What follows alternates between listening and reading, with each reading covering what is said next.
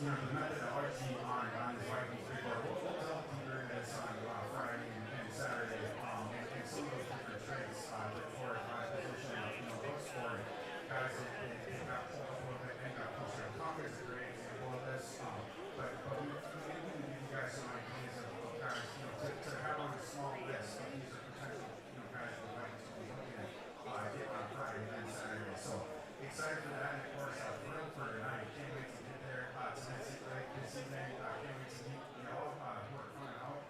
We've got a list this morning of the different, you know, where people are coming from, basically. Like, I'm basically ready to put a pause in my mind. Very cool.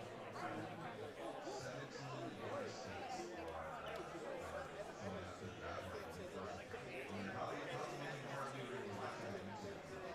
So definitely, we let us know a shout out where you're going to be watching from, whether you know this is going to be single live or football. And I love when it comes. I love very casual people with sign that they screenshot of like their gaming setup, you know, and with, you know, us up there. So definitely, you know, tonight, anyone out there, you can definitely have me. I get to see everyone set up for the draft. Watching the draft, one of my favorite things. I love doing the live shows now. And we will also be like, so where that left off, like Thor's going to be in full drafting mode, but we will also be talking kind of big picture Vikings topics throughout the night as well.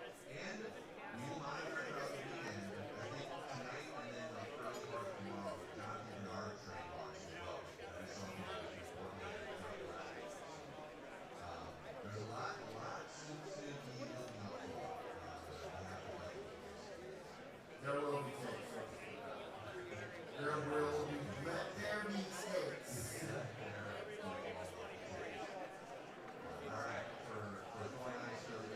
Find our alternating. It's kind of on fire right now on the Football Takes YouTube channel. So thank you guys for finding that new podcast as well.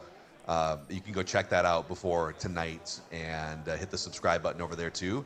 And we'll see you on the Purple Daily YouTube channel live from the 2026 draft party presented by Standard Heating and Air Conditioning. See you guys.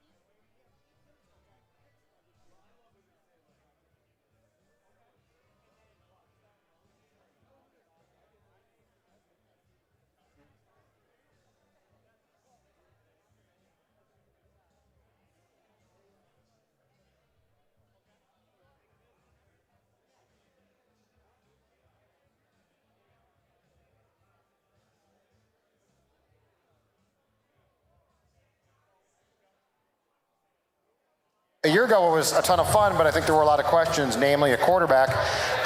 It's my belief they've solved the issue. I know he didn't play. I know he got hurt. I also think that J.J. McCarthy is going to be very good. And I think tonight is a sort of celebration of where things stand for a team that I would expect to be extremely competitive in 2025. I think what the people probably want right now They're calling for it. is the flag. They're calling for it. It's that flag. Right there. Yeah. Only one flag. Well, there's a few, but this is the main flag.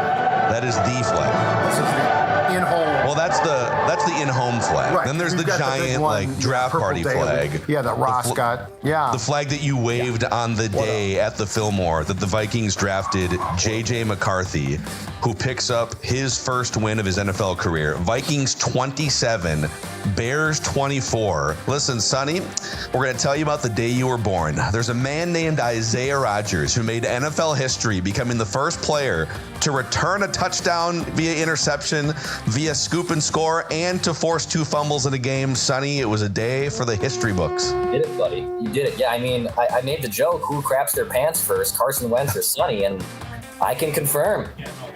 Sonny crapped his pants. It was Sonny, okay. Now on to probably some negativity, but I got to get it off my chest. So this is the second worst offseason in the new regime, hands down, because they gambled and it misfired on a bunch of older players that are injury prone. From top to bottom, there's no excuse for that. That was disgusting. Like in prime time, you went out and embarrassed yourself. You look like a team, and the body language sucked. Everything was awful.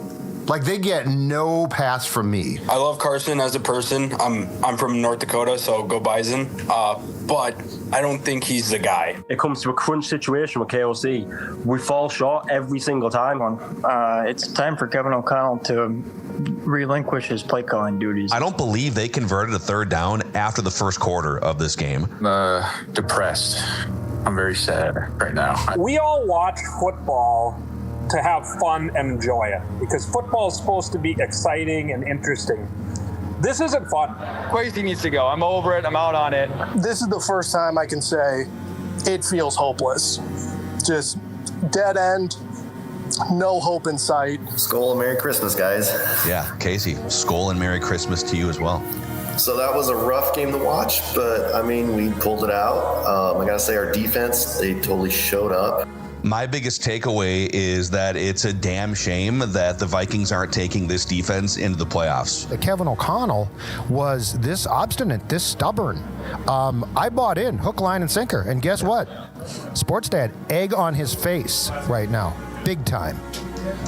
Dex, your biggest takeaway going into the offseason right now? Yeah, it's an off season of just uncertainty that we haven't really been used to, and an uncertainty that isn't like that optimistic.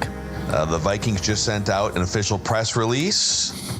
Minnesota Vikings sign defensive coordinator Brian Flores to a contract extension. Oh, Judd, your visceral initial reaction here, live on the Purple Daily YouTube channel. Kwesi out. Well, first of all, much like with Derek Falvey, I don't disagree with this at all. In fact, I champion the move. But much like with Falvey, I find the timing extremely interesting. Ho, ho, ho, everyone's getting fired. I mean, they're two guys. Like Sports Dad wants. They're two guys I thought should be fired, so.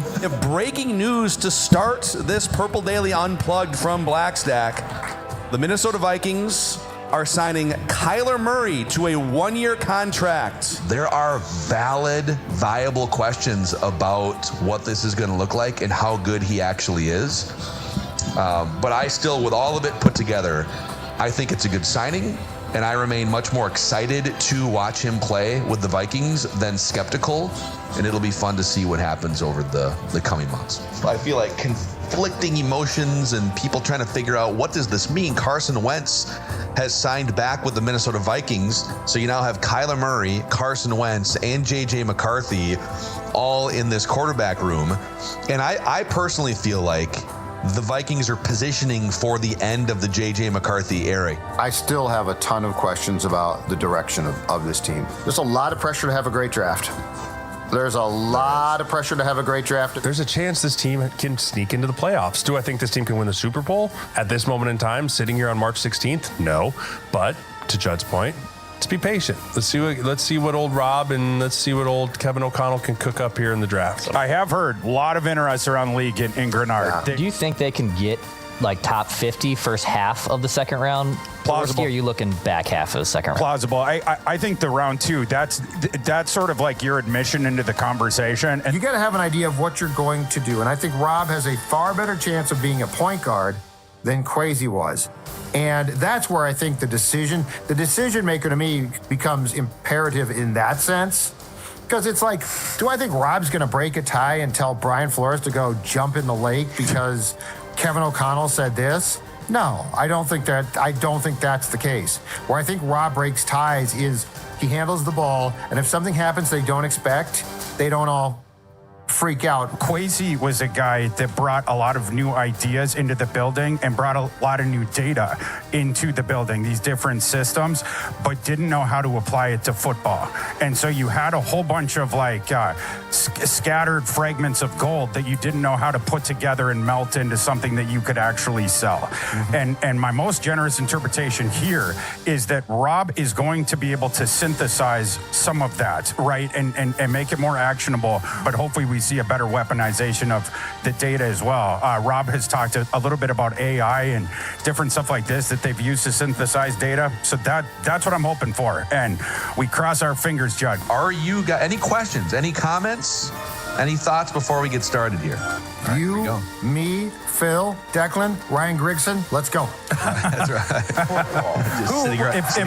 If I'm the Rob B of this exercise, who is Grigson? Who's KOC?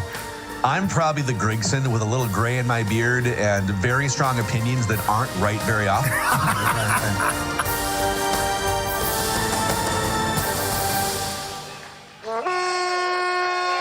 Purple Daily is daily Vikings entertainment. We just want the Vikings to win a Super Bowl before we die. I will ride with this group. Seriously, man. Please. And away we go. All right, we are live at Mystic Lakes Hop House and live on the Purple Daily YouTube channel. Welcome to the 5th annual Purple Daily Draft Party presented by Standard Heating and Air Conditioning. You guys have shown up in droves here tonight, the live audience at Mystic Lake. We appreciate you all, and for those of you watching on YouTube, we can be your only screen if you want. We will give you all of the picks as they come in with Thor Nystrom's analysis, and we will give you our Vikings tinted analysis within that too. Shout out to Roku, Grandpa's Barbecue, and Victory Tire and Auto. But let's introduce you to our cast of characters up here as the 2026 draft is about to get underway. Starting with Thor Nystrom, our CEO of Draft Operations. The sports dad, Judd Zulgad, the OG. How we doing? Over on the right, can't miss him, the only 6'8" behemoth in the room here, Jeremiah Searles from the O-Line Committee. Hello, hello, good to be here. Former Minnesota Viking. And Declan Goff, our now mustached producer again. Never been more That's back. Right. Never should have been gone. I'm Phil Mackey, and I will try to be your ringleader here tonight. Yeah, there you go. Let's have a round of applause. Thank you. Yes. Yeah, let's make more noise for me. Yes, it's great. Yes, thank you. Yeah. So yeah, we are. And by the way, we're going to have Leighton Glodek and Jason Harmon holding it down in our Roku fan zone a little bit later on tonight. We are so excited to be here. A 5th annual draft party. Just what this has become, both on YouTube and for the live audience. And we are grateful for you guys because this podcast didn't exist like 6 years ago, and you've made it literally one of the biggest football podcasts in the entire country. Give yourselves thank you. A round of applause. We appreciate you.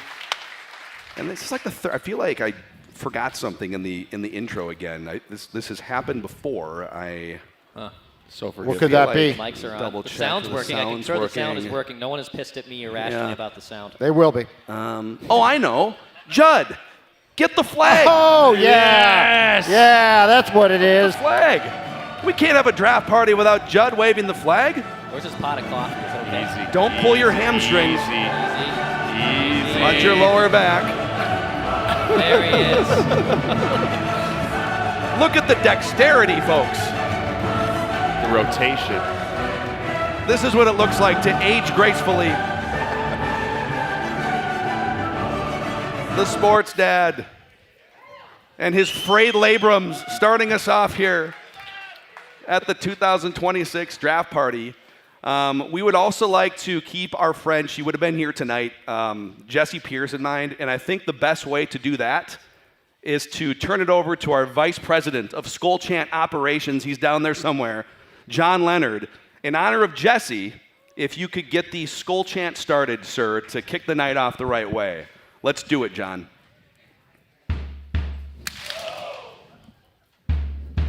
Go.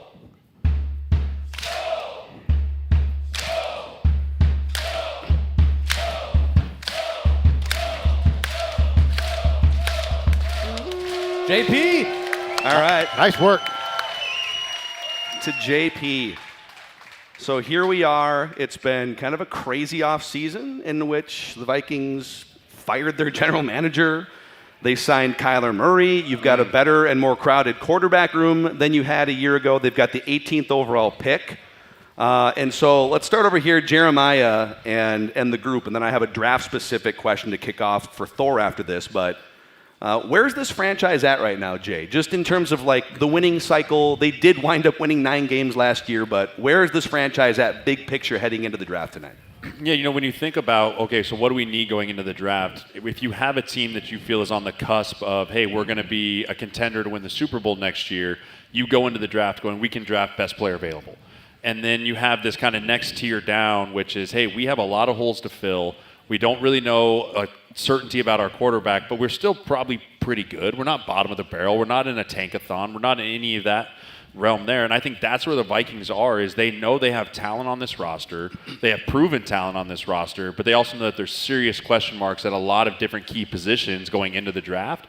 And that puts you in a sticky position as you head into the draft, because now you're not drafting best available, you're drafting for need. And when you have to draft for need, you're really rolling the dice of, hey, we really hope this guy works out because it's unproven, but we need someone at this position. Yeah. I think the key to this draft is, and this is actually probably pretty rare for this organization, but the key to this draft to me is they should not make any draft picks based on what they're going to get out of that player immediately. I think the most important thing here is you need to make draft picks based on what the projection is for that player, far more importantly than 2026, 27, 28. And they are going to go in the draft with 9 picks. Now, I will give you that the 6th and 7th round picks, and there's 3 in the 7th round, a little bit more of a wild card. But I think it's very, very realistic to say this. Over time, I think any of your picks in the first 5 rounds should be counted on to be key contributors into the future. So they don't have to contribute this season. That's a luxury. That's nice. But you have 4 drafts to make up for here. And you're not going to do it all tonight, and you're not going to do it all in the next 3 days. But you have to realistically look at how do you replenish a roster, because this is, to me, one of the most crucial drafts in the sense of when you look at what where the Vikings are. They're not in terrible shape. It's not like they're a bad team. But you can't afford another miss or two. Like, you will drag yourself down. And so it's up to O'Connell, Rob Brzezinski, and the entire scouting staff. You have to hit on players. They don't have to be superstars, but they have to be contributors, and preferably in the first 5 rounds, you find starters. Yeah. So Thor, by the way, thank you. Wow. Standing ovation already for the sports dad. Yeah. The Raiders are on the clock. The draft has officially begun. 8 minutes between picks. Thank the Lord. So the way this is going to work tonight, and it's a quicker pace. So this, it's gone from 15 minutes like 15 years ago to 10. Now we're down to 8. Soon it'll be 5 in a couple years. But so this is going to be a pretty fast-paced show. Whenever there's a pick, the rules are here. Dex is going to hit the chime when we have an actual name. We aren't abiding by like ESPN or NFL Network. So when we see a pick come in, unless it's from some burner account or something, we will give you the pick, and then Thor will give you the analysis, and then we'll talk Vikings in between. But Thor, from where you would sit if you're overlooking on behalf of the Vikings here, what should they be thinking about? How should they be thinking about this first round tonight going in? To just not be myopic and not to put on horse blinders like they did the last 4 years during the draft process. This year, there's a lot of variance. When we talk all spring about there's not sure things, we do the mock drafts. You have less, ones that you can set in there. A lot of variance heading into tonight. we don't exactly know how the board's going to shake out before we get to 18. You do not want to be set on an outcome if you're the Vikings before the thing happens. You have to take advantage of whatever opportunity ends up presenting itself to you here in the next couple hours. Yeah. Dylan Thieneman has been the most mocked player to the Vikings. If they wound up with chalk tonight, Dylan Thieneman, what would your thoughts be on that as a successful draft pick or not, Thor? Without knowing the other guys that are on the board, I would be okay with that outcome in advance. But, it would depend on who else is on the board. But that's one of my top realistic guys for sure. Yeah. So the Raiders are on the clock here, and we'll let you know when they make their pick, which is going to be Fernando Mendoza. But the uniqueness of this draft is, dudes, like we don't know who the number 2 pick is going to be necessarily yet. Right. And oftentimes you know who the first 4 or 5 picks are going to be. So that's kind of the wild part about tonight. Well, this whole draft in general, and I think Thor, I'd be curious to hear your takes on this. I think there's only maybe 18 guys that I would say are willing or worthy of a first round pick. Right, and very rarely do you go into a draft that is this light at the top. Usually you're going, okay, there's probably 25, 26 guys that you're like bona fide first rounder. The problem becomes if you are drafting at 20 or 21, you're probably going to have to overdraft someone. And that's where the chaos is going to come in this, where you have a bunch of different trades out, people maybe wanting to trade back in, because next year's draft is going to be loaded. And so you're going to try and accumulate more picks for next year, because picking at 28 right now, you're going to pick a guy that you can get at 37 or even maybe in the 40s. What I'm fascinated about when Bell opens here is the value that teams are putting on draft slots this year, and then the first couple trades we get that include 2027 picks. Yes. What tax overage are we seeing initially on that? It's going to be interesting then, for the rest of the weekend. It's going to kind of set the tone, what kind of tax is being required for the acquisition of a 2027 pick. What do we expect? Let's just go through this at 18. What do we expect the Vikings, just as far as the rules that they come up with, what won't they do? For instance, I don't think they'll trade up. I think there's a chance they trade back. I think there's a very good chance that they use the pick on any multitude of guys. Like, the only thing I don't think that they have any interest in doing is trading up. I would be pretty stunned by a trade up. I would be pretty stunned. I'd be shocked if anyone traded up outside the top 10. I think if you have a guy that you want to go get within that top 10 pick, and you're willing to, as Thor said, pay the tax of, hey, we need this guy, we've identified this guy, let's go get him. Other than that, it's all going to be, how do I get out of these picks? How do I move down? Oh, first one. No surprises here. We sure? The first pick in the 2026 National Football League draft, out of Indiana, quarterback Fernando Mendoza to the Las Vegas Raiders. Thor, tell us about him, dude. This is a worthy first pick in a down draft class. This was our sure thing and a worthy sure thing in Fernando Mendoza. He proved it going through a gauntlet schedule, perfect season at Indiana, winning the national title game. There was adversity at times, and he came up with big plays. You go back to the fall, Penn State, they should have lost that game, and it took an amazing throw by Mendoza with heat in his face.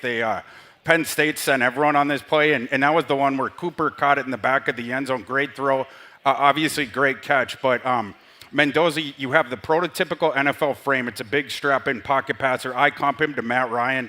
You see other comps on Mendoza to Jared Goff. I shied away from that one a little bit because Goff went to Cal. That's, of course, where Mendoza came from with Indiana. But he reminds me a lot of Matt Ryan, like I said, and a better prospect for me than last year's number 1 pick in Cam Ward. How crazy does this get now? Because it feels like ordinarily that first, I don't know, take your pick, 3 picks are pretty well telegraphed, mapped out. They're not here. How nuts does this potentially get as far as teams surprising you and or just selections that you didn't expect? Yeah, I think it's going to, at least if the smoke here the last couple hours is any indication, I think it's going to get crazy at 3. Okay. That's where the rumors are coming. Arizona's been trying to trade that pick all spring. They know what other teams are offering, and we'll see if they ended up getting to the finish line on one of those. We're going to find out here real quick. Yeah. Kirk Cousins starts week 1 for them? That's a really interesting one. I sort of think so, right? I mean, the contract they gave him? I think he does. I think you protect Fernando Mendoza. I think that you saw, and you have Kubiak that's come from Seattle.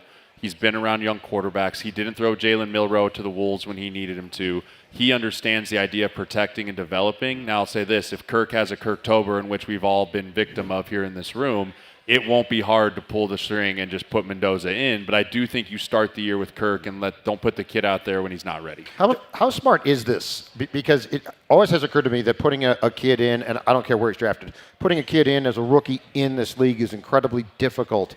How much are we possibly looking at a potential sea change here? And the reality is, you know what? It's not going to hurt him to not start. Like, you're not going to ruin him by backing up. The investment in these kids now is so high, it feels like there should be some lessons learned by quarterbacks who are forced to start, and you literally, at the end of the day, ruin them. Well, it's different for each individual. For example, for Kubiak here, when he comes and he takes over, he's got a long runway. He's the new coach of the Raiders. You can try different things versus if you're the new head coach and you're drafting number 1 overall to save your job, totally different situation. Then you're putting the kid in there because you have to. And so I think that's the really unique part of where Fernando Mendoza is you're going, hey, I'm bringing him in. I just signed a big fat contract. I'm not going anywhere. I am cool with letting this kid sit because my job's not on the line versus if you were to be going to the Jets, then you're absolutely playing him number 1 overall because if you don't, he's getting fired. Yeah. Right. All right. The first cryptic tweet from a credible NFL insider is off the board here. Jordan Schultz, who I think he's just like unaffiliated now. Yeah. But don't mess with him in a Starbucks line at the combine. His dad owns the place. You know who I am. Yeah. But he just tweeted eyeball emojis 30 seconds ago. Oh. Eyeball emojis before the 2nd overall pick. Or maybe he's hearing something about the 3rd overall pick. I don't know. Yeah. I think the 3rd pick is where we're going to get some fireworks. Some eyeball emojis. Yeah. All I know is that when you go to J school, right, one of the key classes is the eyeball emoji class. It starts early, so you got to be there. There's a 101 level class and a 3000 and the blue book test is a real pain in the ass. Is that the Big J journalism school or the Little J journalism school? Oh, no, that's Big J. That's Big J? Okay, you're Big throwing J. out eyeball emojis? Yeah. Little J is like, how to do it the right way. Sourcing the right way. Big J is like eyeball emojis, and, well, I could go further on that based on the news cycle the last 2 weeks, but... So as we wait for the 2nd pick to come in here and then maybe some fireworks and then creep our way closer to the Vikings, we've all kind of touched on in our different ways, alluded to how bad the drafting has been for the Vikings the last 4 years. And if you consume Purple Daily on a near daily basis, you probably heard a couple episodes where we reference, because we've kind of been joking, like, we think the Vikings are bad at drafting lately.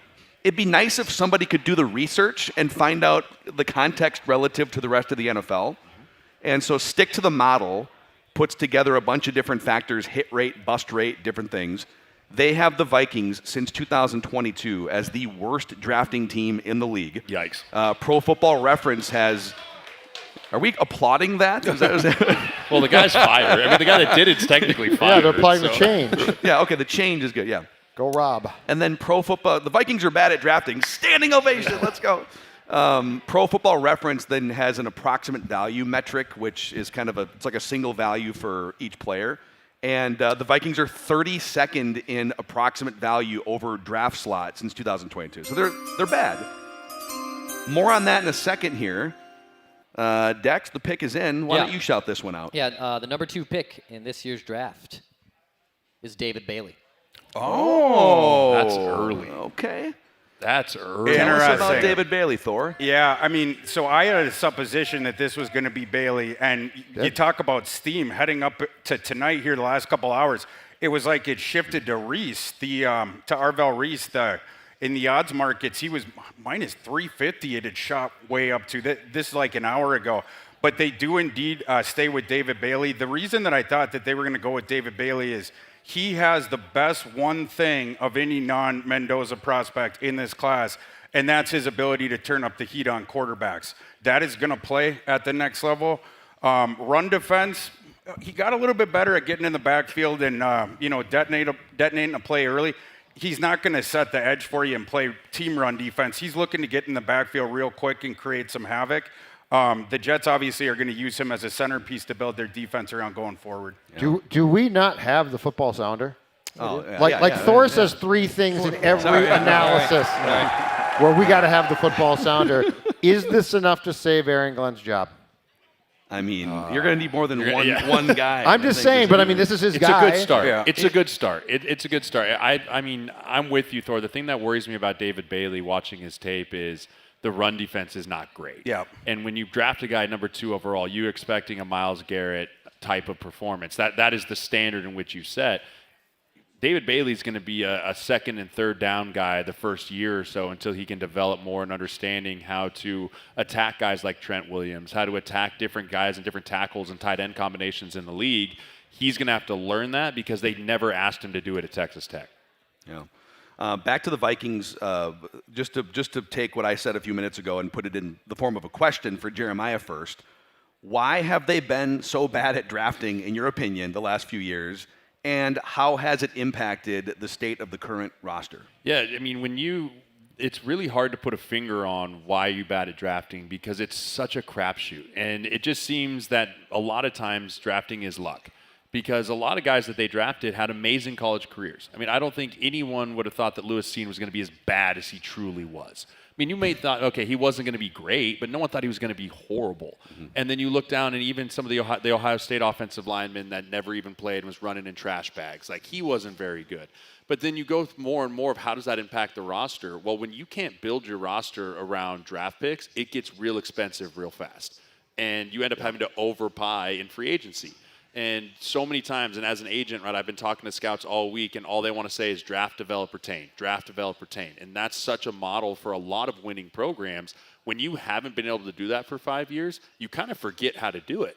Yeah. You kind of don't even remember what it's like to have a guy drafted in the second round, have him be a huge contributor, and then pay him his money and move on. You get into this every year going into free agency. How much do I have to spend to go get that hole that has to get plugged right now? Well, one of your clients is the starting center from the Seattle Seahawks Super Bowl champion team, and then the guy to his left, a couple of NDSU guys, was a first-round pick. So that's an interesting juxtaposition there, in that the Seahawks have a center and a guard that were undrafted and first round, making very little money relative to the cap. Yes. The Vikings, to fix a center and a guard problem, spent $17 million a year on Will Fries or whatever it was, and then another like 8 or 10, say 10 on Kelly, on Ryan Kelly to fix a problem that they couldn't handle throughout various drafts. Same thing with having to go get Jonathan Allen and Hargrave. Right? You don't have. And those premier positions are expensive. And they're expensive for players that are maybe not even at the top of their game, because the ones that are at the top, they get retained by their team. Like, very rarely do you have an all-pro type player or a Pro Bowl level player, even in that hits free agency. Most of those guys are like, hey, we drafted you, you did well, you got to go. And then when the ones that do hit, like Tyler Linderbaum, they reset the market at an absolutely astronomical rate. So if the Vikings want to keep doing that, you're going to find yourself like the Saints and the Rams were for a few years in cap hell. So let's go to, first of all, and I've heard this a lot, the statement about the draft is luck or it's just because it's a crapshoot. Well, I think that's true of picks sometimes. Yeah. But 4 years is a flawed process. That's not bad luck. That means you're bad at your job. But this is the thing, and this goes to the very top, and this is where the Wilfs need to improve. When you go get, like Spielman, we can debate Spielman, but you knew who he was, you knew what he did, and one day you didn't like it anymore. Okay, that's your right. But the hiring of Kwesi was this outside the box, we're going to sort of reestablish the thinking on this. We're going to go with an analytics-driven guy who really doesn't have the experience. And the problem then is, and I think this is the flaw with teams that are bad at what they do, is it's a flawed process. Like, hearing Brzezinski talk about, and he might have a bad draft, I don't know, but hearing Brzezinski talk about what the process is now is a very organized, methodical, we have to know what we are going to do, and that has to be what we execute. Yeah. And there might be 4 different plans for, each draft pick, but we know what we're going to do. And I think this is where the Wilfs, unfortunately, don't and have not gotten it right enough, and in this case, it was a major problem. And then just the fact that clearly Kwesi was not on the same page as the rest of the personnel and his coach, that's a problem too. So I think the Vikings' past 4 years have nothing to do with luck. I think they have to do with very poor process. Yeah, I'll tell you what too, all right? Shout out Alec Lewis for this morning from The Athletic. Tonight is very important. The 18th overall pick is critical to roster building, but night 2 for the Vikings is probably more important because you've got 3 picks to start with. Of the 61 players currently under contract for the Vikings, only 6 of them are from the 2nd, 3rd, and 4th rounds combined. Yep. That is, so it's, and you got some first rounders in there going back. Okay. Here we go. Dexter. So the Cardinals are sticking at pick 3, and they are selecting Jeremiah Love. Oh, there it is. Oh, wow. Why? Oh, wow. Why would you ever take a running back to the top 5? I don't understand it. Thor, tell us about him, and then we'll get into the debate about it. Yeah, I mean, he is a really good prospect. Reminds me of Reggie Bush. That's a guy that I comp him to. He has an upright running style. And at 212 pounds, he can access 4.3 speed. Instant acceleration. Jeremiah Love, too, was the nation's best back. He comes back to school last year, and the thing he hadn't done before was winning downfield as a receiver before the ball was thrown. He showed huge improvement with that last season. The other thing was the pass blocking got a lot better. He has become a real weapon in the pass game. He's already gives you that explosive element in the run game, of course. So you're looking for explosive plays out of a high octane athlete here. But I do think it's fair to question the value here of a running back at number 3. Didn't they sign James Conner to an extension? Arvell Reese is available here. Yeah, I don't know about the decision. Jordan Schultz said quickly, by the way, that the Cardinals explored moving down in a major way, but instead they stick with the uber-talented runner. Which means the eyeball emoji tweet is off. Yeah. He's calling off you can't He's calling off the code eyeballs. You can't. By the way, Jay Glazer did the same thing, not the eyeball emojis, but Jay Glazer went on some podcast and said, I have caught wind of something huge that's it's been agreed to, but I've been told I can't say it until it happens. Yep. Well, wait, that could be that you could stake your claim to anything that happens. I in fact tweeted the exact same thing. Well, I tweeted the same thing. I said, ladies and gentlemen, I know something going on with the Vikings that you are not going to believe. I cannot reveal it yet, nor will I ever be able to probably reveal it. Yeah. The same time that the steam started up about that potential trade, that was also when the steam for Arvell Reese at the number 2 slot picked up. I think the idea was that a team was coming up for Bailey, or at least that was something that I had heard earlier. If a trade like that was going to be consummated, so you wonder perhaps if it wasn't the Cardinals that pulled out, and why would they have been? They knew Jeremiah Love was going to be there at 3. Right. Nothing changed with regards to that, but the guy who was available at number 3 might have changed the plans of the other team trading up. I think what I don't love, listen, hey, Notre Dame fan here, so love me some Jeremiah Love, whatever. But if you're the Cardinals in that division and you're looking at the other 3 teams and the way that they've built success, it's not just flashy skill position guys over the years. It's trenches, and the 49ers have to redo some offensive line stuff and their pass rush. They got to get back to the trenches. But I feel like the Cardinals are trying to hit an easy button here and skip a process when they could have picked someone to help build from the inside out. It's the Bidwells, of course they are. I'd rather, if you're going to trade out of there, and maybe there was no deal, but I would have taken something closer to the football in the trenches, rebuilding a team personally. And looking at from a rebuild of the team and even from a cap perspective, you've now just made Jeremiah Love a top 5 paid running back in the NFL. Like on his rookie entire NFL, you have now paid a running back top 5 money when you could go get a running back in the 4th round, in the 5th round, running back by committee. I'm not convinced. I think Jeremiah Love's incredible. I think he's a great athlete. I'm not convinced he's going to be a difference maker like a Saquon Barkley, like a Christian McCaffrey, like a Bijan Robinson. I think he's an unbelievable athlete. I'm just not sure as true as a running back in the NFL, he makes that big a difference to justify the 3rd overall pick. So what does it change to, just as this game evolves in positions or the value of positions change, what is the thought process now? Because the two spots that stand out to me, offense, the running back, which a couple of, 5 years ago, it's like a running back, and then safety. Yeah. Because there's just this positionless now. They're a slot. Now they're safety. So where is the league at, do you find, Jeremiah, with how they are beginning to probably change their thinking with certain spots that we still as fans think, a running back, what are you kidding?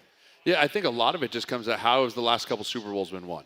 Right? How have you chase what's been proven? Well, the Seahawks just did it by running the absolute piss out of the football with Kenneth Walker, right? And they did Zach Charbonnet. And so you're looking, okay, well, it's a copycat league. It's always been a copycat league. So, okay, we're going to go get our stable back because what you don't see in the NFL anymore is the bell cow back. And if you're drafting a dude at number 3 overall, that's the bell cow back. You're going to hand it to him till he breaks. And so that's where you're just going to continue to roll with that.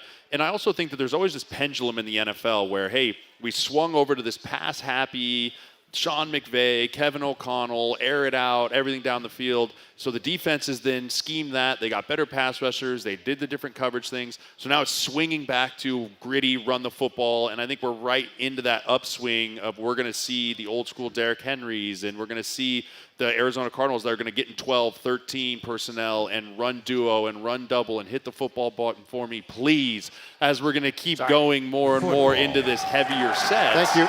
We're going to go more and more into these heavier sets and rely heavier on a running back position. Just taking this conversation to Vikings for a second here, would you, Jeremiah, be drafting a running back if you are the Vikings in, let's say, day 2? There's some interesting dudes out there, the Jonah Colemans, et cetera. I would take one in day 3.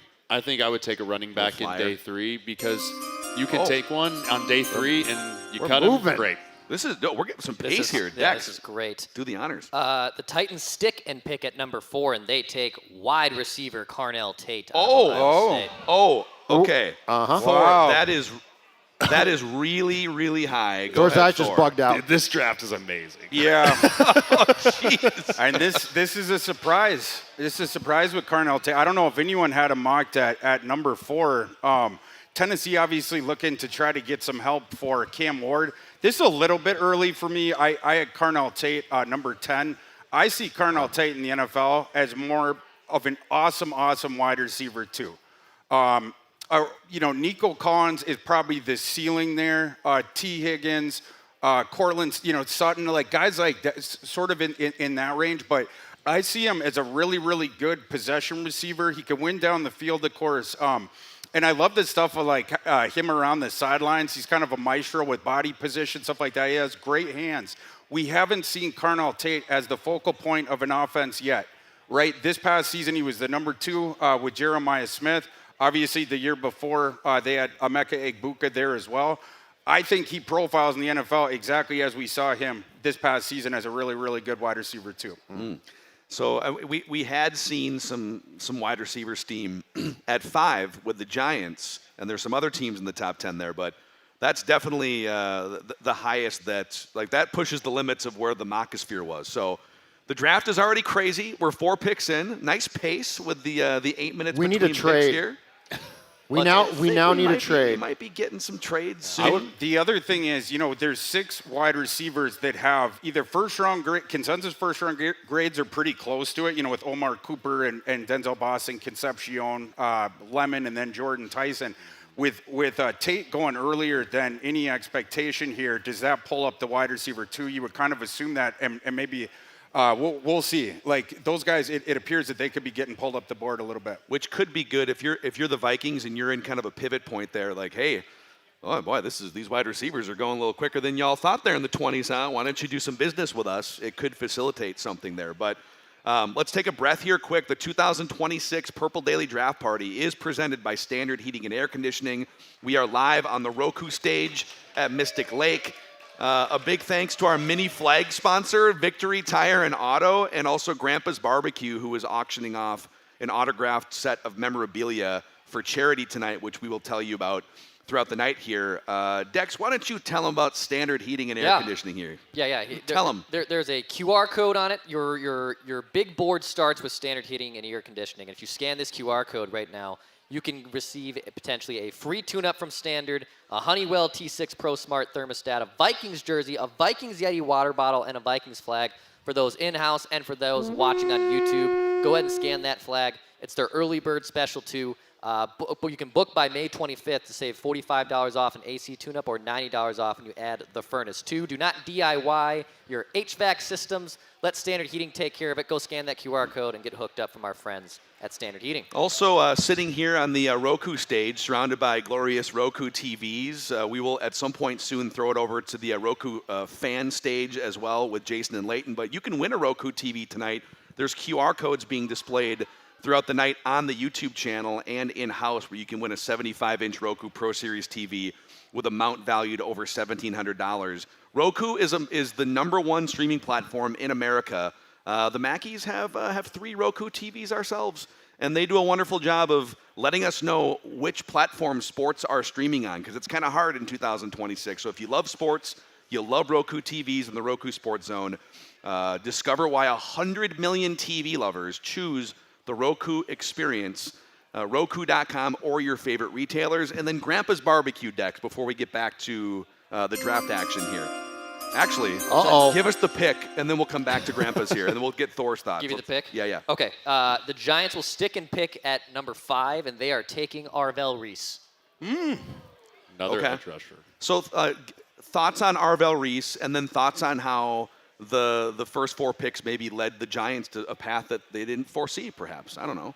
Well, it's pretty funny because the Giants every year, they badly need offensive linemen. And in the high pick they inevitably end up with every single process, there isn't an offensive lineman that they can take. In this one, best offensive lineman in this class, in my opinion, is Francis Maui Noah. But Maui Noah, the back issues cropped up here in recent days. How concerned are teams, about that? We'll see if he ends up falling a little bit. But, even me who likes Maui Noah, the 5th pick would have been a little bit rich. And then in addition to that, you have the factor of Arvell Reese getting pushed down the board because of the Titans going a little bit off script from expectation. That provides the Giants with an edge rusher they didn't think was there. This also seems to happen every year. It seems like every year when we convene for the NFL draft, the Giants are taking another edge rusher that's a really good value. We'll see if they, Abdul Carter, Thibodeau, all this different stuff. Oh, we have a trade, too. We have a trade. Yes, it's about time. There you go. Jordan Schultz had it. Maybe that's what the eyeballs were about. Okay. All right. I rescind my criticism. So the Browns have traded the number 6 pick to the Kansas City Chiefs. Oh. I don't know for the cost. The Chiefs have a lot of ammunition, and we know the Browns have wanted to trade down for all process, basically. Yeah. They've been begging a team to move up here. This is a tackle, I think. You think it's a tackle? They got to fix the right tackle. What happened to Mahomes? It got him hit way too many times last year, tore his ACL. That's the face of your franchise. The right tackle position has been a huge problem. I'm betting it's a right tackle. I have another theory. Is it Jordan Tyson? Could be. I mean, you would have to hop. Yeah, I mean, Washington we think is going to be drafting a receiver, and New Orleans could too in between. The Browns sent the 6th pick to the Chiefs in exchange for the 9th pick, the 3rd round pick, which is the 74th overall, and a 5th round pick, which was the 148th overall. That's reasonable. It's a good haul. That's not bad. So the Chiefs are on the clock with the 6th overall pick now. We've had a little chaos at 4. We got our first trade here at 6. Tell the audience here, Dex, what Grandpa's Barbecue is helping us with tonight, too, at that party. Our friends at Grandpa's Barbecue, you can bid right now to win autographed Minnesota Vikings jerseys. Thanks to our friends at Grandpa's Barbecue. There's a QR code there. And they're teaming up with the XP Family Support to raise money for xeroderma pigmentosum. This is a rare genetic condition in which the body can't repair damage from UV light. And your bid helps provide life-saving medical care, specialized protective equipment, and ongoing family support for those families who don't have to face that stuff alone. You can help that family support group as they work towards their goal of raising $100,000 for their cause. Plus, you can win that bid to win the autographed Vikings jerseys too. Scan the QR code. Shout out to Grandpa's Barbecue Shop. Text from AJ in the green room. Did someone order cheese curds on stage? That would be Declan probably. No, I had buffalo No, it's not wings, me. And I'm I got my shocked. pot of coffee. I'm perfectly happy. If I had a pot of coffee, I for sure would be in the bathrown right now. I have a pot of coffee, and I'm very happy. The fact I'm still here, it's kind of remarkable. This guy was up very late last night watching the Wild unfortunately lose, and so I got a pot of coffee. Yeah, okay? can we give it up for Judd Zolgad and AJ Fredrickson, who were at the arena Thank you. till 3 in the morning last night? It was only 2. But you didn't get to bed till like 3:15. 3:15. Well, I had to drive home. All that good stuff. Uh-oh. Here's your trade up. Who is it? Cornerback Mansour Delane. Delane Island. Delane Island. Obviously, the Chiefs, Interesting. they traded McDuffie. Right. And you had to, with Delane, it's a couple of these different guys we talked about. You were going to have to get above the 2 teams above you. And with Delane, in my final mock draft, I had him going to the Saints. The Saints had a needed cornerback. Obviously, the home state team. It appears that the Chiefs, that they sort of were tipped off. We got to get ahead of the Saints to get this draft class best cornerback, and that most certainly is Delane Island. He reminds me quite a bit of Devin Witherspoon from 3 draft classes ago. Just a very, very feisty boundary cornerback who plays bigger than his listed size. chaos, baby. Easily, by the way, the best corner. Because your 2 and 3 to me didn't do it for me. Yeah. Chris Johnson, God bless him, but he didn't want the you smoke. You don't like Chris Johnson. I don't like a guy that stays at San Diego State and no one will throw towards him. If I'm a scout, I know nothing about you. Oh, good. You're a great player in a small pond. I can't wait for like another hour and a half from now for the Vikings to draft Chris Johnson and hear Judd. Oh, Judd's going to throw the palpable. headset. I will be very concerned that a guy – it's one thing if you're in the SEC and teams won't throw your way. That just means you're probably damn good. If you're a small college guy in this era of NIL and transfer and you decide to stick it out at San Diego State, I got a problem with it. You're getting a little sensitive, Judd. It's getting close. We're going to ding you sensitive there, Judd. I'm very sensitive. This is a very important night. That's a palms. I'm sorry, It's a very important night. Leave the palms down. It's a very important night. Leighton and Jason, are you guys over there around the corner in the Roku fan zone right now? Howdy. How are you guys doing? Well, we're digesting these first 6 picks here and trying to pretty soon a path to the Vikings will start to form here. But what did you guys hope for going into the night for what the Vikings would accomplish here in round 1? This is insanity so far, let me just say that. But when you look at the stakes, you have 9 wins, winning record, missed the playoffs. You have a head coach heading into year 5 without a playoff win, an interim GM who, as of now, is not guaranteed the job. There's so much at stake that for me, I think, Leighton, you'd probably agree, it makes it more fun knowing that there's this much pressure on everything heading into tonight. Personally, and I think, Leighton, you and I are on the same page now, I am heading up the Sadiq stands for Vikings representation tonight. Wow. I think you got to look long-term at the passing game for Kevin O'Connell and an eventual replacement for TJ Hawkinson. Leighton, what do you think? I completely agree. I'm on the same page here, and I wasn't on the same page until I got a sign from the football gods just about an hour and a half ago.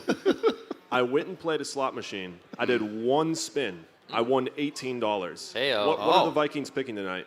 Wow. Pick 18. Picking number 18. Oh, wow. Who's their best player? Justin Jefferson. He also wears number 18. Who would be a great addition to the Vikings offense? Doesn't Sadiq wear 18? Kenyon Sadiq. Oh my he God. also wears number 18. So I'm all over drafting Kenyon Sadiq tonight to pair with Jefferson, Addison, whoever wide receiver 3 is. And whoever the wide receiver 3 is. Might be Jordan Tyson, depending on how things go, but given that pick by the Titans, I think he goes top 10.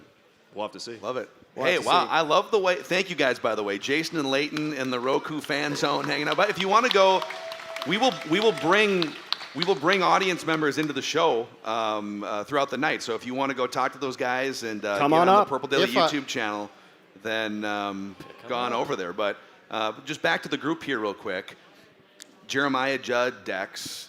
If the Vikings went, we've been talking a lot about Thieneman in the safety and various defensive line needs, but they only have 2 viable receivers on their team. They do not have a wide receiver 3 right now.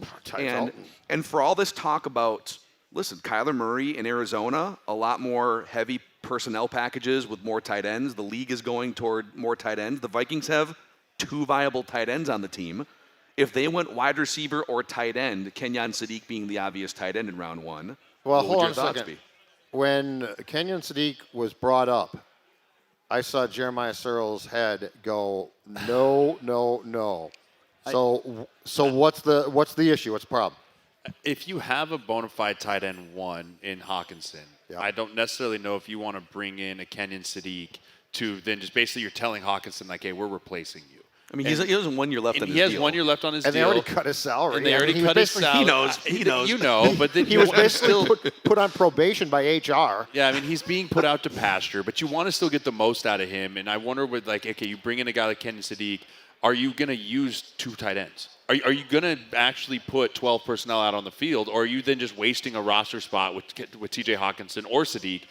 I just don't see this offense under Kevin O'Connell being a 12 personnel heavy offense. When you have 2 tight ends, are you just going to rotate them in? I mean, you draft Sadiq at 18, you want him on the field a lot.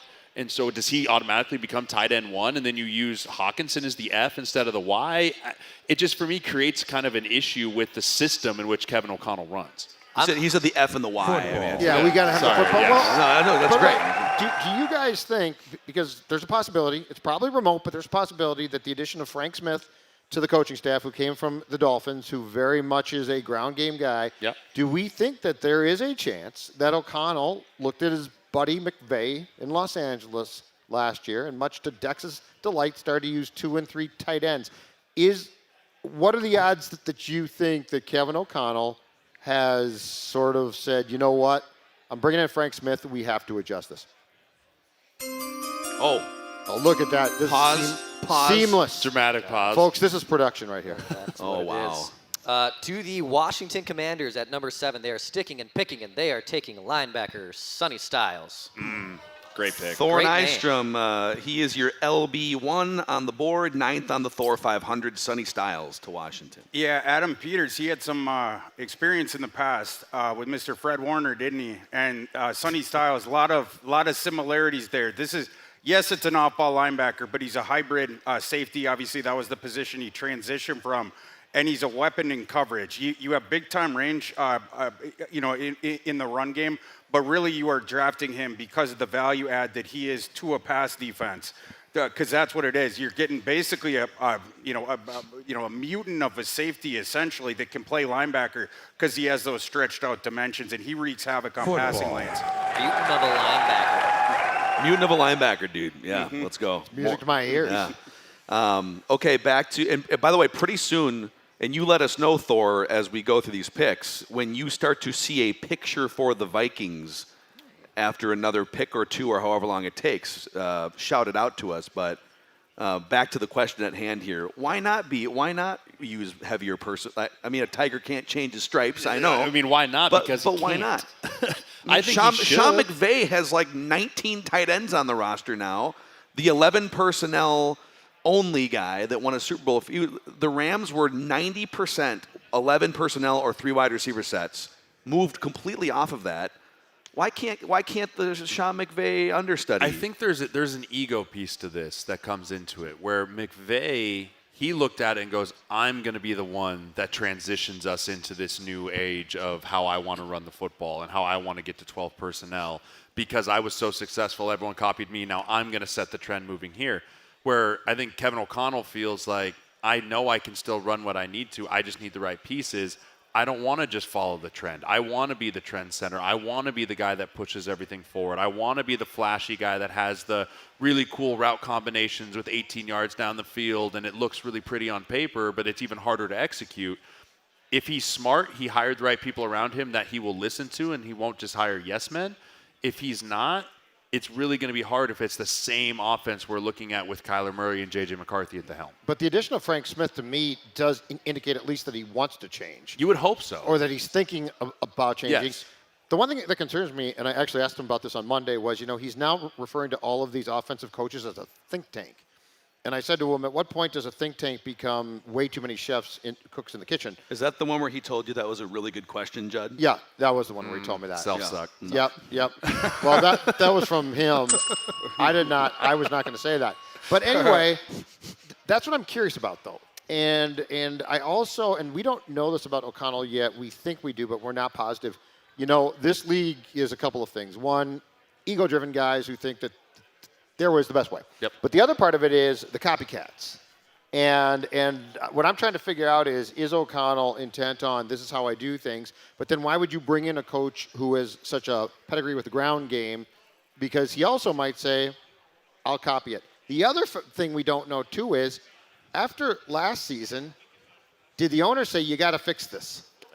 You know? Like the Wilson fans, run the ball more.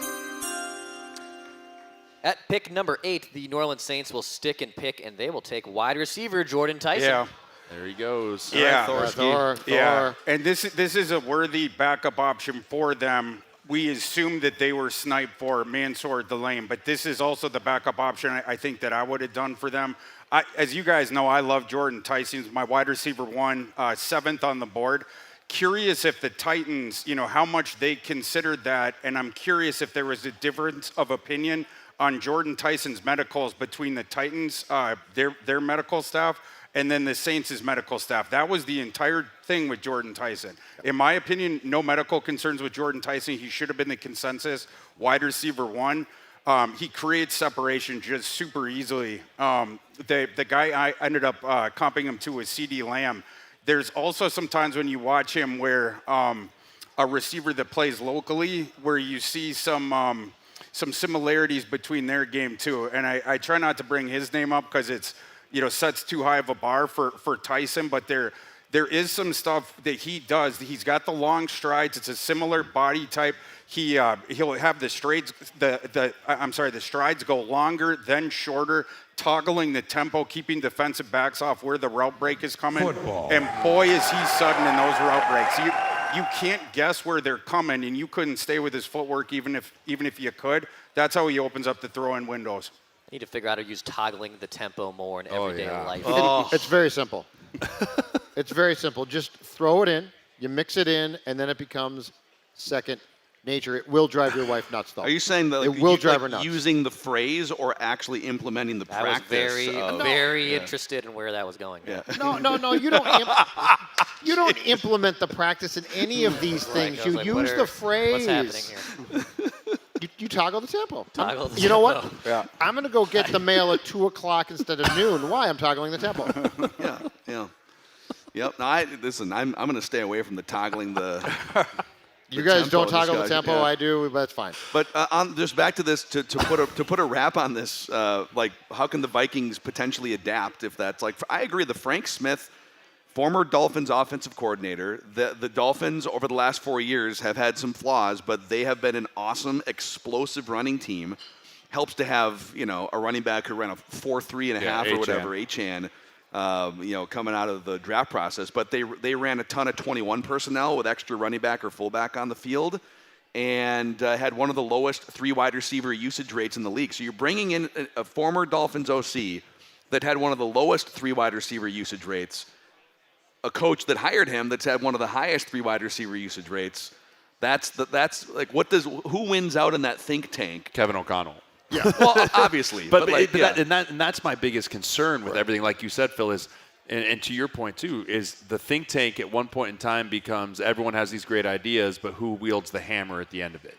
And it's Kevin O'Connell. And so, hey, is it going to be even a little bit more than last year is going to be looking drastically different for this offense? I'd love it even if it went to like a 70-30 split, where it was like 70-11, 30-12, 13, and if you can get to the point where it's a 60-40 split and you feel comfortable, well, then the Sadiq pick makes a lot of sense if that is your future. And I think that will be very telling who they pick at 18 if it's on the offensive side of the ball of what the future of this offense from a personnel grouping. If it's a receiver, Frank Smith might as well not even be here. Well, that's the thing. Right? If it's a receiver, why even bring him in? Because we just drafted another first-round wide receiver. And just to be very clear here, too, when it comes to this team, I believe that O'Connell is in no jeopardy at all right now. Like, I know there's some folks that think, he could get fired. I don't think. In fact, I think he's going to help pick the GM. But that being said, I think one of the top things that could get him in trouble quickly here is if he refuses to adjust and refuses. I mean, you think about this. From a personnel standpoint, in the backfield, the Vikings have not addressed the running back since Dalvin Cook. Like, they just haven't. The Dwayne McBride disrespect here is palpable. They've just sort of, but I mean, Ty Chandler, we don't even know, and I know he was a disappointment, but we don't even know what the kid could do because O'Connell quickly decided he didn't really like him. Yeah. Well, there's also, like, I feel like we're so quick, and Ty Chandler's an interesting one because, that dude, like, he had some jets to him, right? Like, but they kind of looked at him in the first camp and said, you can't really pass protect, like, and we're not going to, how much of some of these young players not panning out was their process identified the wrong guy. The guy wasn't really a high-level NFL player. Or did they have an interesting ball of clay in some cases, and they're just like, sorry, we're not going to either give you the chance, or we don't, or do they have more of a development problem with some of these guys, or an identification of talent problem? I guess. Well, that goes back to the very first question we asked, which was, what's so wrong with is the drafting bad? Right. Well, what came first, the chicken or the egg? Was the player really bad, and we just overdrafted him, or was the player really good and we just put him in a no-win situation? Yeah. And I think there's probably a little bit of both truths to that. We may have overdrafted, but also if we bring a player in that we drafted best available at the position, but then he doesn't exactly fit what we do, then it's going to get even harder, and then that player gets pushed down, and then the public pressure becomes more and more, attaboy, Deck, no baby tonight. Right? And so you keep pushing it down and down and down. and then the development actually becomes the problem. Thank you. I'm Way to go, He gets Declan. the applause for the beer. Chug it. What was the Way to tempo one? go. I butchered it already. What was it? Change You gotta Toggling the toggle. Toggling the Toggling the tempo. I You gotta just write it toggle the down. tempo I gotta when write it it came down. to beverages. Chug it. Oh, yeah, no, that's no. just you, This is- Jeremiah. yeah, this is- That's not us. That's He's getting not it us. later, too. I see you over there, Packers fan. But you know what's From Saving that beer. from North Dakota specifically. North Hey, Dakota. you know what? Anybody that comes What? to a Vikings draft party What do you and mean wears I get two? No, give it to my and wears Thank a you. jersey, very, very impressive. I think a it's Packers. Kona. That's fine. Kona's not bad. Kona, you good with Kona? I don't care. It's cold. Okay, it's beer. Well, I don't know. People are. It's cold. Well, thanks a lot for mine. You got coffee, Joe. Yeah, I do. And a pot of it. Oh, Hold. God, this is- I'm going to hold this thought. All the tempo being toggled. I'm going to right circle now. back. I'm going to put a pin in my thought. The number 9 pick, the Browns have selected Utah offensive tackle Spencer Fano. Okay.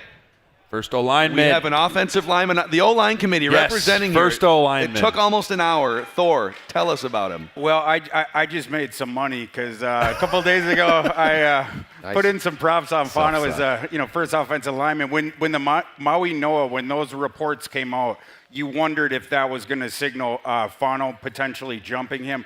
Cleveland, obviously what they decided in trading with Kansas City, there's not going to be an offensive lineman taken in between there.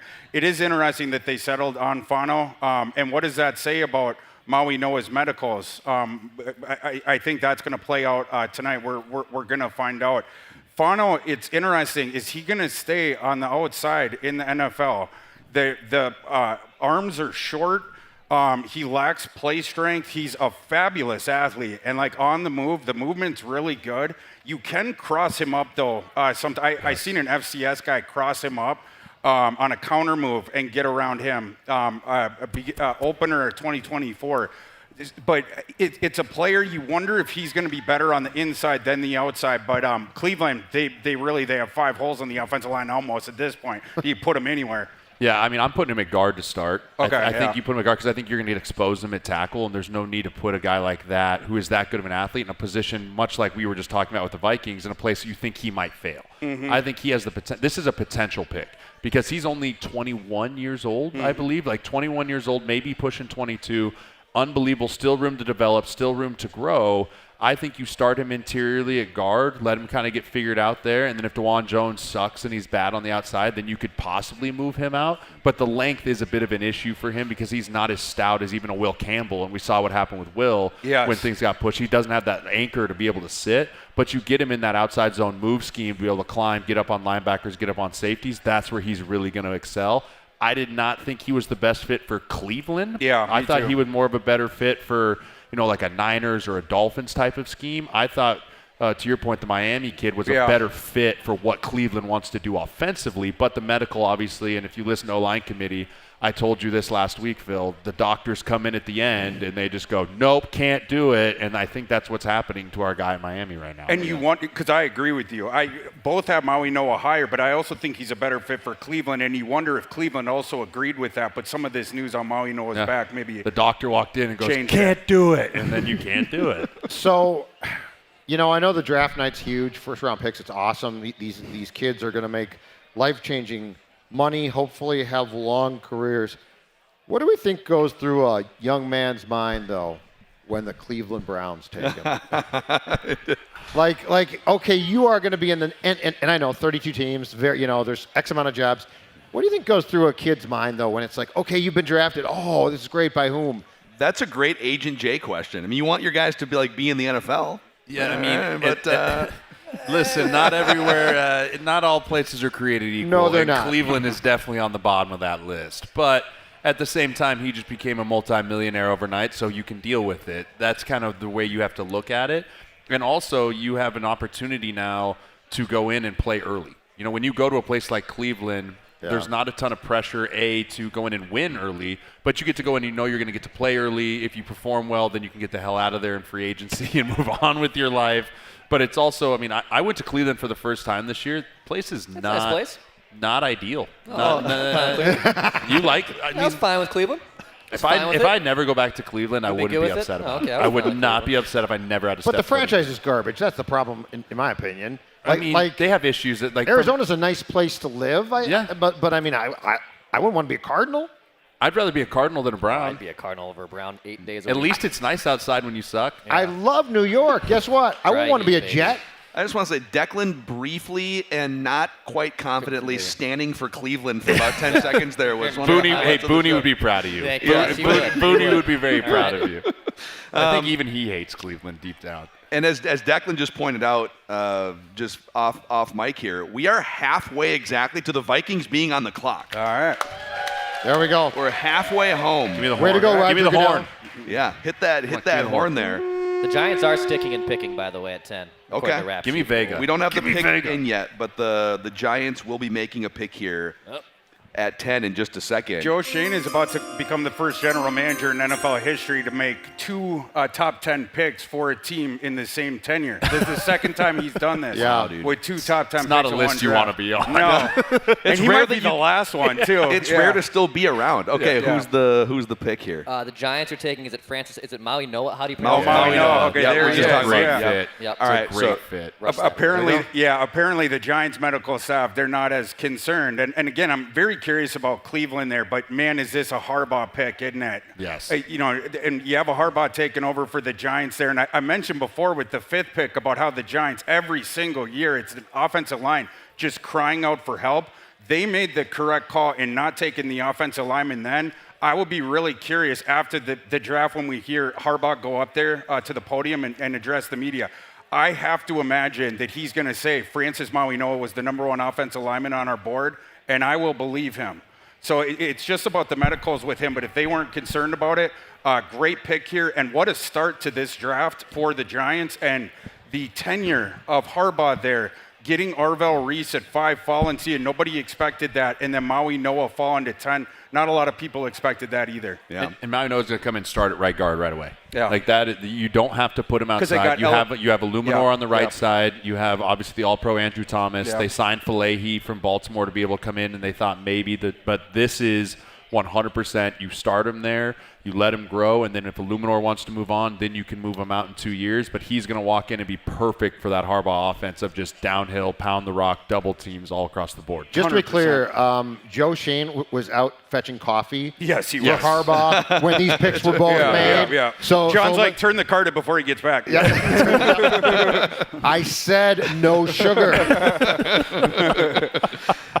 We are an hour into the 2026 NFL Draft and the Purple Daily Draft Party, which is presented, and we thank them, by Standard Heating and Air Conditioning, live on the Roku stage at Mystic Lakes Hop House, which has been an unbelievable host for this event here tonight. A big thanks also to our mini flag sponsor. Yeah, let them hear it. Our mini flag sponsor that the live audience has flags in front of them. Victory Tire and Auto, and then Grandpa's Barbecue, as we mentioned earlier, auctioning off autographed memorabilia. Hey, shout out to Black Stack. So you've heard us talk about Black Stack and their amazing tap room in St. Paul, where we've done some Purple Daily events in the past. But did you know Black Stack beer is also available throughout the entire state of Minnesota and beyond? They are known for their world-renowned, award-winning IPAs, lagers, sours, along with a lineup of different varieties of non-alcohol options as well. So you can find Black Stack throughout Minnesota in liquor stores and bars and restaurants, and even other states now: Wisconsin, Iowa, North and South Dakota, Florida, Arizona, Ohio, Georgia, Washington, and the home of Jeremiah Searles, Nebraska, now has Black Stack. Go Big Red. As well. Unless they're playing Row the Boat Skyamago Gophers, problematic.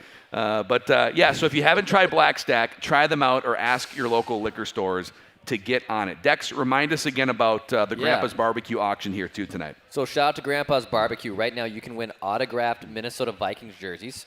Grandpa's Barbecue is teaming up with XP Family Support to raise money for xeroderma pigmentosum, which is a rare genetic condition in which the body can't repair damage from UV light, and your bid helps provide life-saving medical care, specialized protective equipment, critical research, and so much more.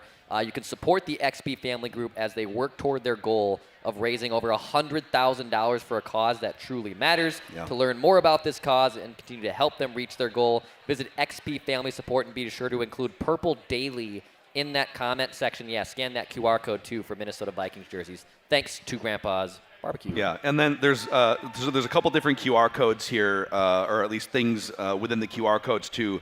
So whether you're here in attendance or watching live on YouTube, you can win other prizes courtesy of Standard Heating and Air Conditioning and Roku. You can win a Roku TV, like we mentioned earlier, 75-inch TV and a 75-inch wall mount. And also, we have a bundle of items from Standard Heating and Air Conditioning, including a free HVAC tune-up, a Honeywell 16 Pro Smart Thermostat, a Vikings jersey, and a Yeti water bottle, nearly a $500 value. QR code or scorenorth.com/win. As we make our way into the teens here, with the Vikings about 7 or 8 picks away. Here's a question for the room, too. Start with Jeremiah. Yes. Because you know him, and Judd's covered him for a long time. Rob Brzezinski. Yeah, I love Rob. Tell us and the audience about Rob love Brzezinski. Rob. Rob's such a, so Rob was there for me when he was the cap guy, obviously when I played, and I've dealt with Rob on the agent side as well. He is just so personable and he's so likable and I think you saw a lot of agents come out when he got promoted to the interim GM with like slam dunk, home run hire. He does such a nice job of making sure that you feel valued and that you feel listened to as the agent when you're negotiating with him. But he also does a really nice job of explaining where he's coming from and where his pain points are in the negotiation process. Hey, we can't get here because of this. It's not, hey, I'm all-wielding GM and I'm just going to come down and bring the hammer. He's very good at the art of the negotiation with us. I also think he's been around long enough and he's seen enough failures and he's seen enough success stories to be able to pick from all of those to say, hey, this is what I know works, this is what I know for sure doesn't work, and then be able to put his own flavor and his own spin on things. But there's not a single person in Vikings Lakes that could say, hey, we don't think Rob's qualified to be able to go and lead us in the direction we need to go. Rob's a guy who started there under Red McCombs in '99 when that franchise wouldn't spend a dime. And he's survived an ownership change. I think I counted up 5 or 6 coaches, starting with Dennis Green in '99. It's interesting, though, because he is a personable guy. I think people like him, but don't mistake that for being a guy who won't absolutely slash your salary in a heartbeat. and I mean, we're talking about a guy who literally caused a small crisis in the National Football League in 2006 with the Steve Hutchinson poison pill contract. Like, the league was livid about that. A Mona Lisa. He took the transition tag and mocked it. Yeah. He mocked it. He said a 7-year, $49 million contract becomes fully guaranteed if Hutchinson plays like 5 games in the state of Washington. And so Seattle's like, well, we can't match that then. And the Vikings said, exactly right. How much do you like Hutch? Why don't you move your stadium? Exactly. Move it to Vancouver. But I mean, if you want a guy who is likable, but in the most important times ruthless, this is a good hire. I'm seeing a lot of tweets, including from our guy Jason Harmon too, about if Caleb Downs is there at 12. And I know we said no trade ups, but I'm seeing a lot of Vikings fans on Twitter even suggesting trading up for Caleb Downs. No, period, trade, period, period. Pretty split here. And you have Thieneman and Downs fairly close together. You have way too many balls, not enough picks to do it. Cowboys are trading up. Yeah. The Cowboys one of the are few trading teams up that we to 11. was interested in trading up. So in this one, you don't have to go up far. Weren't they at 12? Yes. They're blocking someone? So they're going up from 11 to 12, or 12 to 11. Okay. With Miami. That's how I wonder who that's how you play teams off each other, right? You get a team to jump one spot out of fear that someone else is That's taking what the Vikings did with J.J. McCarthy. I wonder what they're concerned about there. Who do they think? Who are they blocking there? That's I guess we'll find out here. But they're obviously Cowboys are spooked that someone is going to hop them. Yeah. So that'll come in here in just a moment. Just finishing up the Rob Brzezinski thread here. Yes. Because there's some reported names coming out, like John McKay, that they're going to talk to some people in the next few weeks. But if Rob Brzezinski became the head of football operations, whatever the title was, GM, and he was the guy, would that be a good move for the Vikings, in your opinion? I think it'd be a great move so he's for a the bar. Vikings. He's a good bar. I think he's a great bar. I think he's a big, significant upgrade from Kwesi. And I think the biggest piece of that is, does Rob want that job? I think that's the number one question because, as Judd said, he's survived everything. Yeah. Right? He's survived all the ups, all the Bingo. downs. Does Rob want that job knowing that he could be fired and not be a Viking in the next 3 years? Well, The Vikings are not trading up for Caleb Downs. Yeah, because the Cowboys just did it. Because the Cowboys just did Yeah. it. They take him at pick 11. And the trade, by the way, the Dolphins get 12, so they'll be on the clock now, and the 177 and the 180. Oh, okay.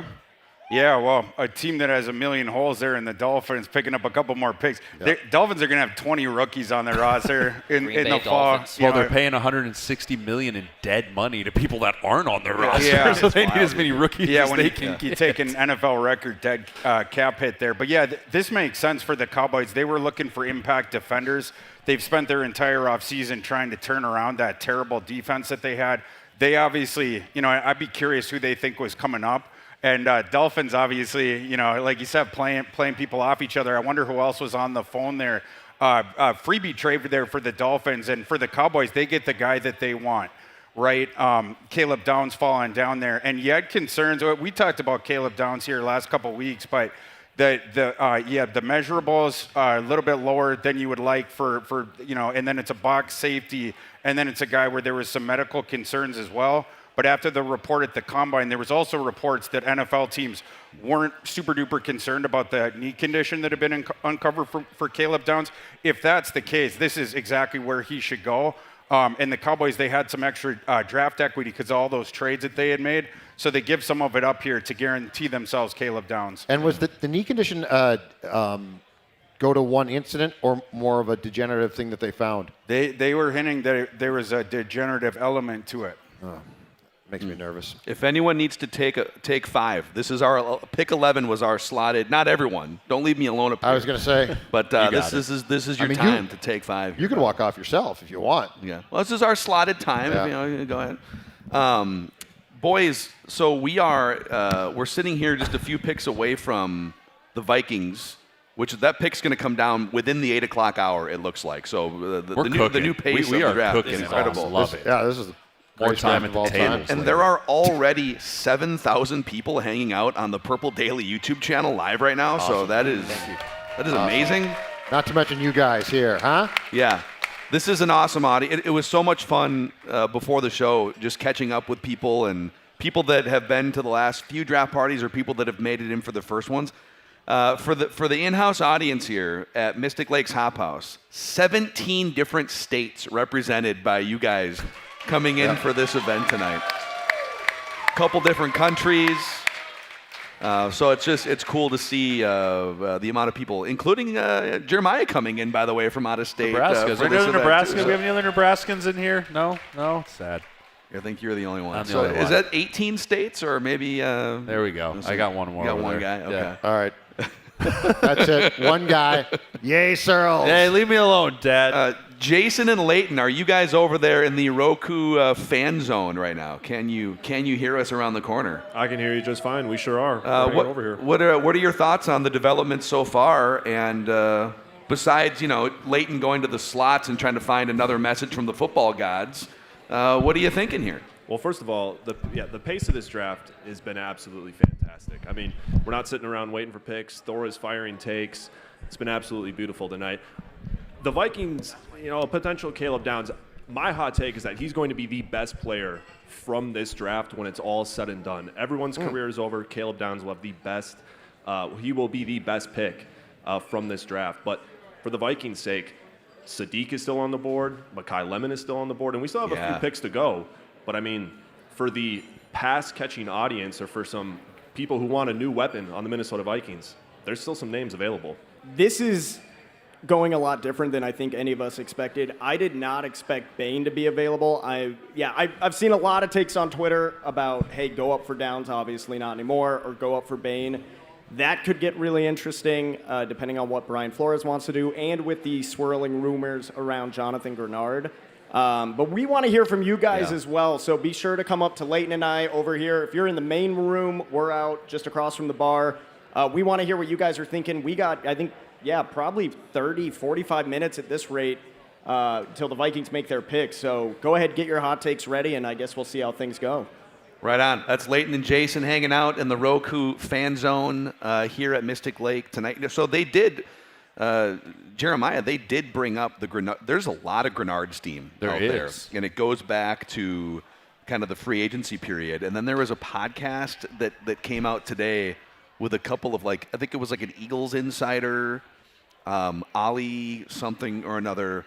I'm butchering the credit to this podcast, but it was someone who put out and the Grenard trade that's kind of done, and the other host was like, that's done, and he was like, oh, I thought that was out there, and they had to kind of awkwardly walk back. It felt like information was delivered that wasn't supposed to be there, but I don't know. Would you trade Jonathan Grenard, and if so, what would the price have to be if you're the Vikings? I mean, at minimum, you're going at least a day 2 pick, second round pick, maybe even a late. I mean, if a team that's with late first, but the only reason that you're willing to move off of Jonathan Grenard is the fact that you think Dallas Turner is ready to be that guy. And you drafted him for a reason. You traded picks for a reason to get to him. He developed, and now you're going, okay, we have this guy on a rookie scale contract. Let's get some picks. Let's get some other pieces we can build around him.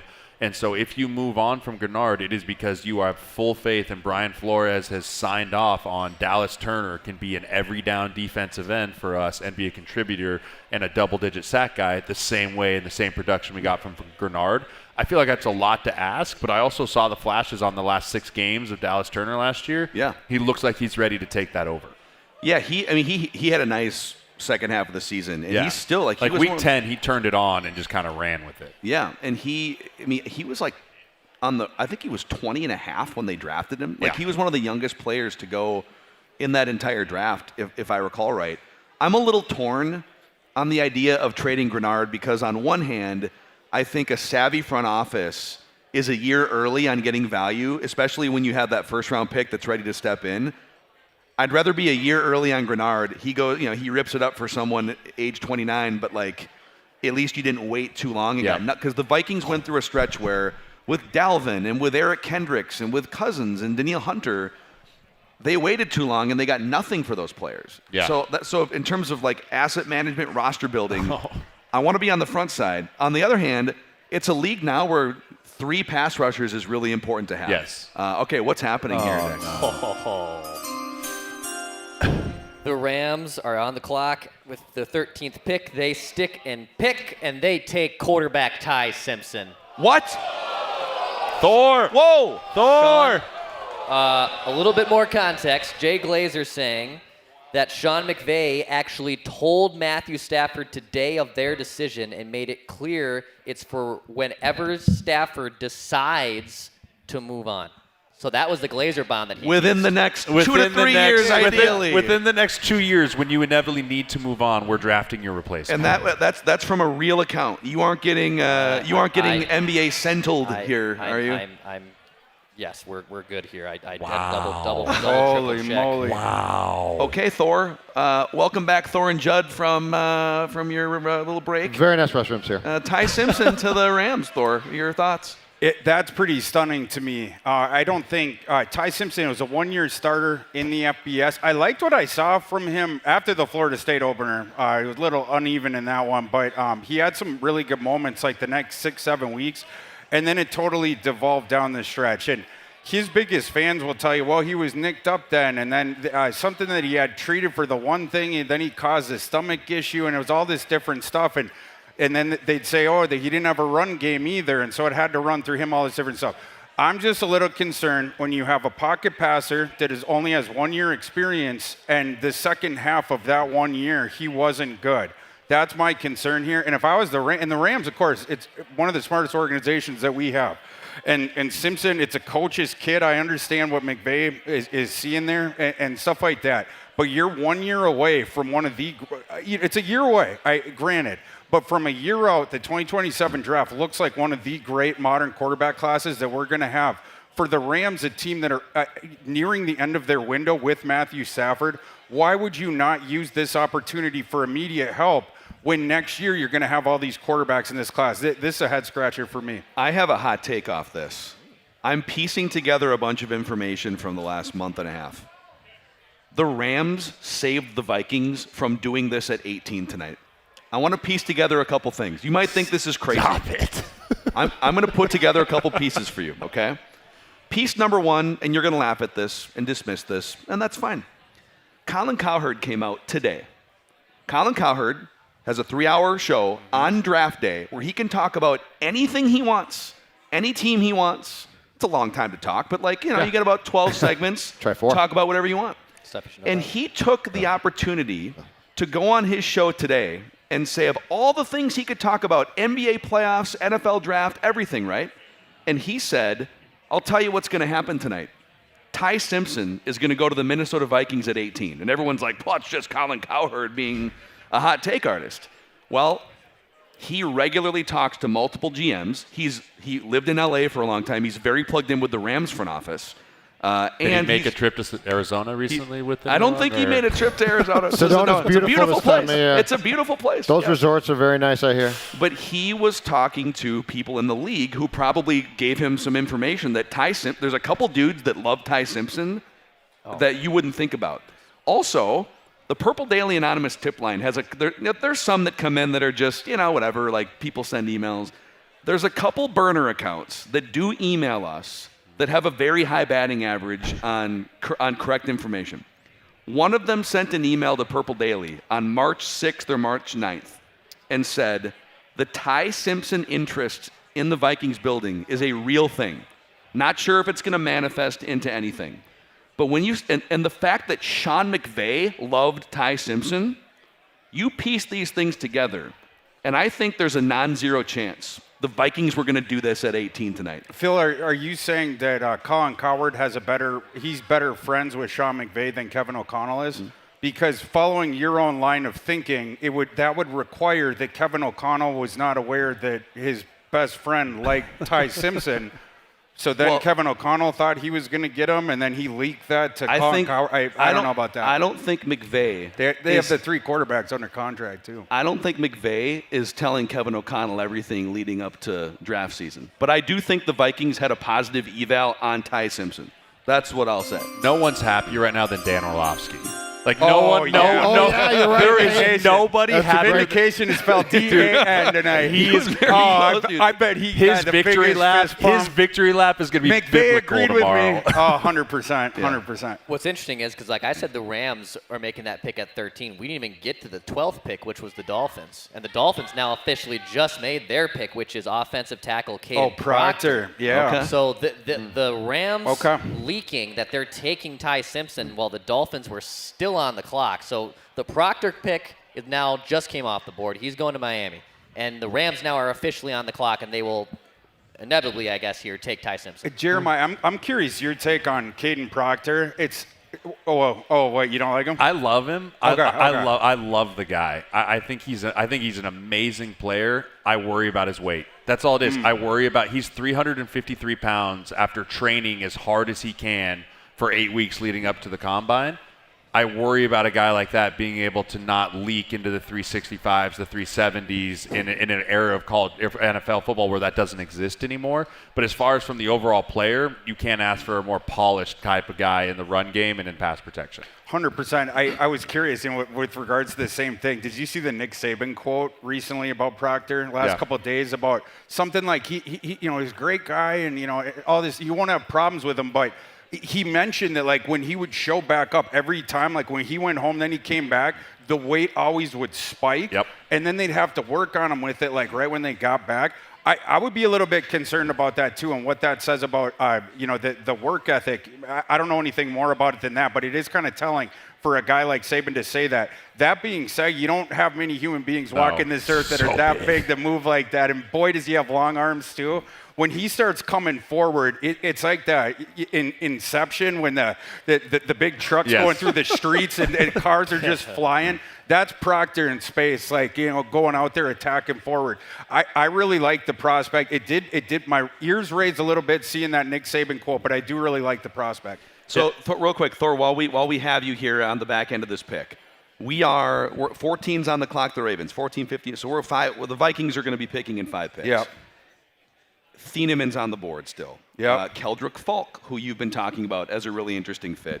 Sadiq. Is there a picture forming for the Vikings in your opinion right now? We're getting closer. Yeah. Thieneman's still on the board. Falk's still on the board.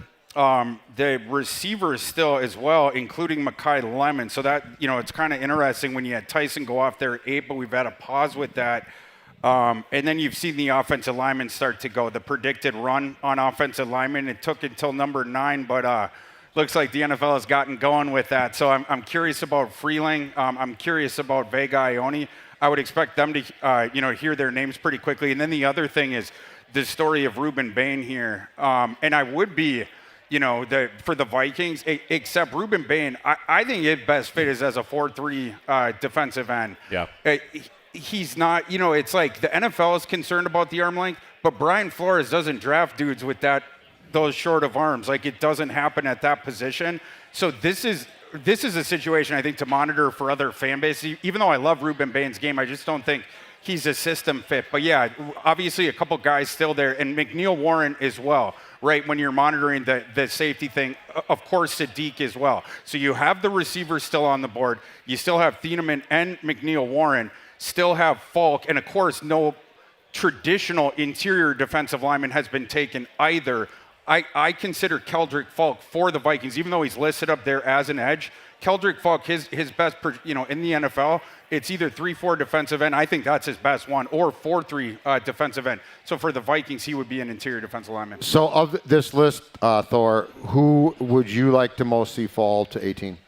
I don't want to see either of those two safeties fall, because when one of them goes off, you get a little bit nervous, with that. And then the receivers as well. We've been talking about that, and returning to a point that Jeremiah made earlier, it's going to be really interesting to see when the Vikings take their first wide receiver and or tight end, because they are going to tip off with that selection the modulations that they're going to make with the offense next year. Obviously, if you see a wide receiver here for the Vikings here within the next hour, that means Kevin O'Connell has 3 wide receiver sets. 11. I mean, do you think, is it possible Kevin O'Connell is literally just like, he's like, Frank Smith, I appreciate it. I didn't expect Mekhi Lemon to be there but the crazy thing is when you have a wrench thrown in, like Ty Simpson was not, he has broken the matrix here for a lot of teams going as high as he did. Because no matter what, at least one player that wasn't going to be available is going to be available to every team going forward now the rest of the first round. Yeah. And for sure the Vikings at 18. Yeah, and the Rams, again, so close on the window there. Can you imagine if they had added another wide receiver? Right? You add him, I was thinking maybe Mekhi Lemon there, but you add him to the 2 receivers that they have and all the stuff they can do with different tight ends. I'm also a little bit surprised that McVay could prevent himself from Sadiq with how much he's fetishized tight ends here recently. But I am quite surprised that they didn't give more help to that roster in 2026 here. So if you're Stafford, you can't be happy about this, right? No. You're not, because a guy like Stafford thinks he could probably play another 3 years. Well, I'm just throwing this out there, reckless speculation, okay? But if I'm O'Connell, I might be texting Stafford being like, God, what is Sean doing? And then I might be calling Kyler and saying, dude, it was going to be great, but it's just not going to work out with us. Reckless speculation. I hate to break up with you before our first date, but, if I can get Matthew Stafford. It happens. Oh, man. Kevin. Matthew cannot be happy. I mean, you cannot. I feel like he probably feels a little bit like Kirk did with the Falcons. Yeah. Just blindsided. Yeah. Unless him and McVay had that conversation this morning and Matthew's like, well, I'm not planning to leave it on for another 2 years. And also, to all the points that you made, Thor, about how he hasn't played a lot, how he hasn't had the opportunity, that's part of the rationale that McVay has said to Matthew, is like, listen, this dude's not ready to play right now. We're drafting him because we really like the project. We think that we're going to be really good this year, so we're going to end up having to draft at the bottom of the first round next year. Like, there's plenty of ways that you can spin this to make it seem like, Matthew, don't worry about it at all. But at the end of the day, a first-round quarterback, the first-round pick gets all the pub. The first-round pick gets all the Instagram posts. They get all of it. And Matthew's going to fall from the limelight here, and I think it's going to be a bit of an issue. The Ravens stick and pick at pick 14. Can I just call him Vega? I don't even want. Oh yeah. Yes. Yeah. I like Big this fella. I like this. I love this dude. Yeah. I'm going to attempt to pet thing. No. Vega. Yeah, So safest O-line pick in the draft. By far the safest offensive line pick in the entire draft. And one of the safest picks in the entire draft, irregardless of position, you take it out of that. I love Vega Ione's game. It's a guy with high football character, too. There was the game, it was against, I forget if it was an Ohio State, Nebraska, something, but Penn State, they got smoked in this game. And when they were going back to the locker room, they were getting catcalled by the opposing fans. And there was a staffer who was struggling to push a cart full of towels up a ramp. Vegai only jumped over a divider to push it up himself. That was after this game where Penn State had gotten smoked, and he's getting yelled at. But on the field, this guy doesn't really make mistakes. He's a mauler of a run blocker. He's so huge that the length of him on the inside is problematic too. You see up there, didn't give up a sack last year. Almost impeccable in pass blocking, and he's a really good run blocker as well. Yeah, he reminds me, he's as safe as a guard prospect that I can remember watching since Quentin Nelson. Like, really, Wow. like, I think he has the career trajectory to be that much of a game changer, that much of a difference maker on the interior side.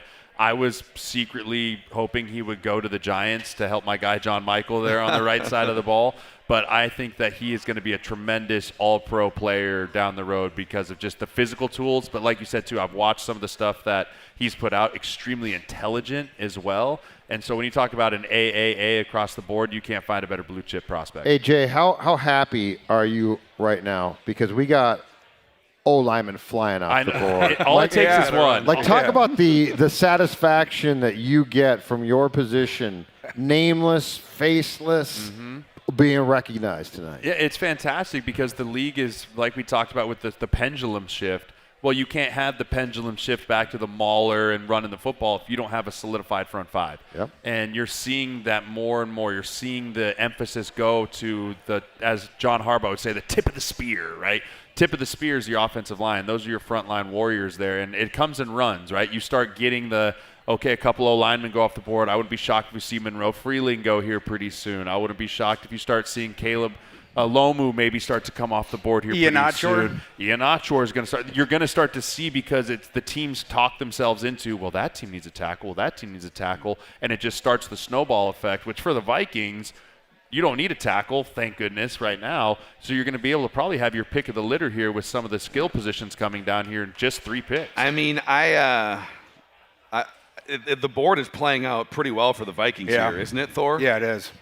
Yeah, 4 of 6 offensive lineman picks going here. Good for the Vikings. The only one of those guys I could have seen potentially is Fano as a potential center convert. A guy like Proctor going off the board, that's a free spot for the Vikings, right? And he's not a fit for them anyway, the way they draft offensive linemen, and obviously don't need a tackle as well. So, yeah, this thing's fallen pretty good here the last 6 picks or so. Yeah, Thieneman, Falk, Lemon.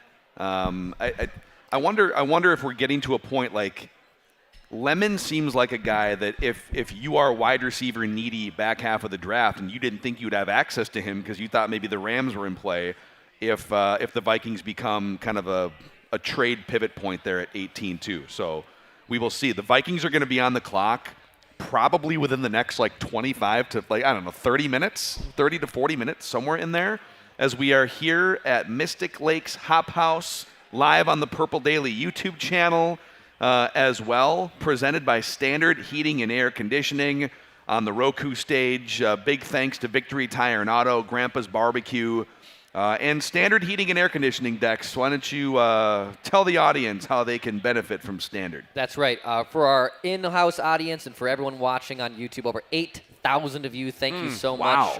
You can scan the QR code for a free tune-up from Standard Heating, which will also include a big prize pack, a Vikings jersey, a Pro Thermostat, a Vikings Yeti water bottle, and a Vikings flag. So shout out to our friends at Standard Heating. It's their early bird special, $45 off an AC tune-up or $90 off when you add your furnace. And book by May 25th, and you can get that deal too. Don't DIY your HVAC systems. Your number one pick on that big board is Standard Heating and Air Conditioning. Scan that QR code right now to win that prize pack. Purple Daily and Score North faithful. Also, if you're looking for a new camper or RV, allow us to introduce you to Hilltop Camper and RV in Fridley and Rochester. They are celebrating their 75th anniversary open house, April 29th through May 2nd.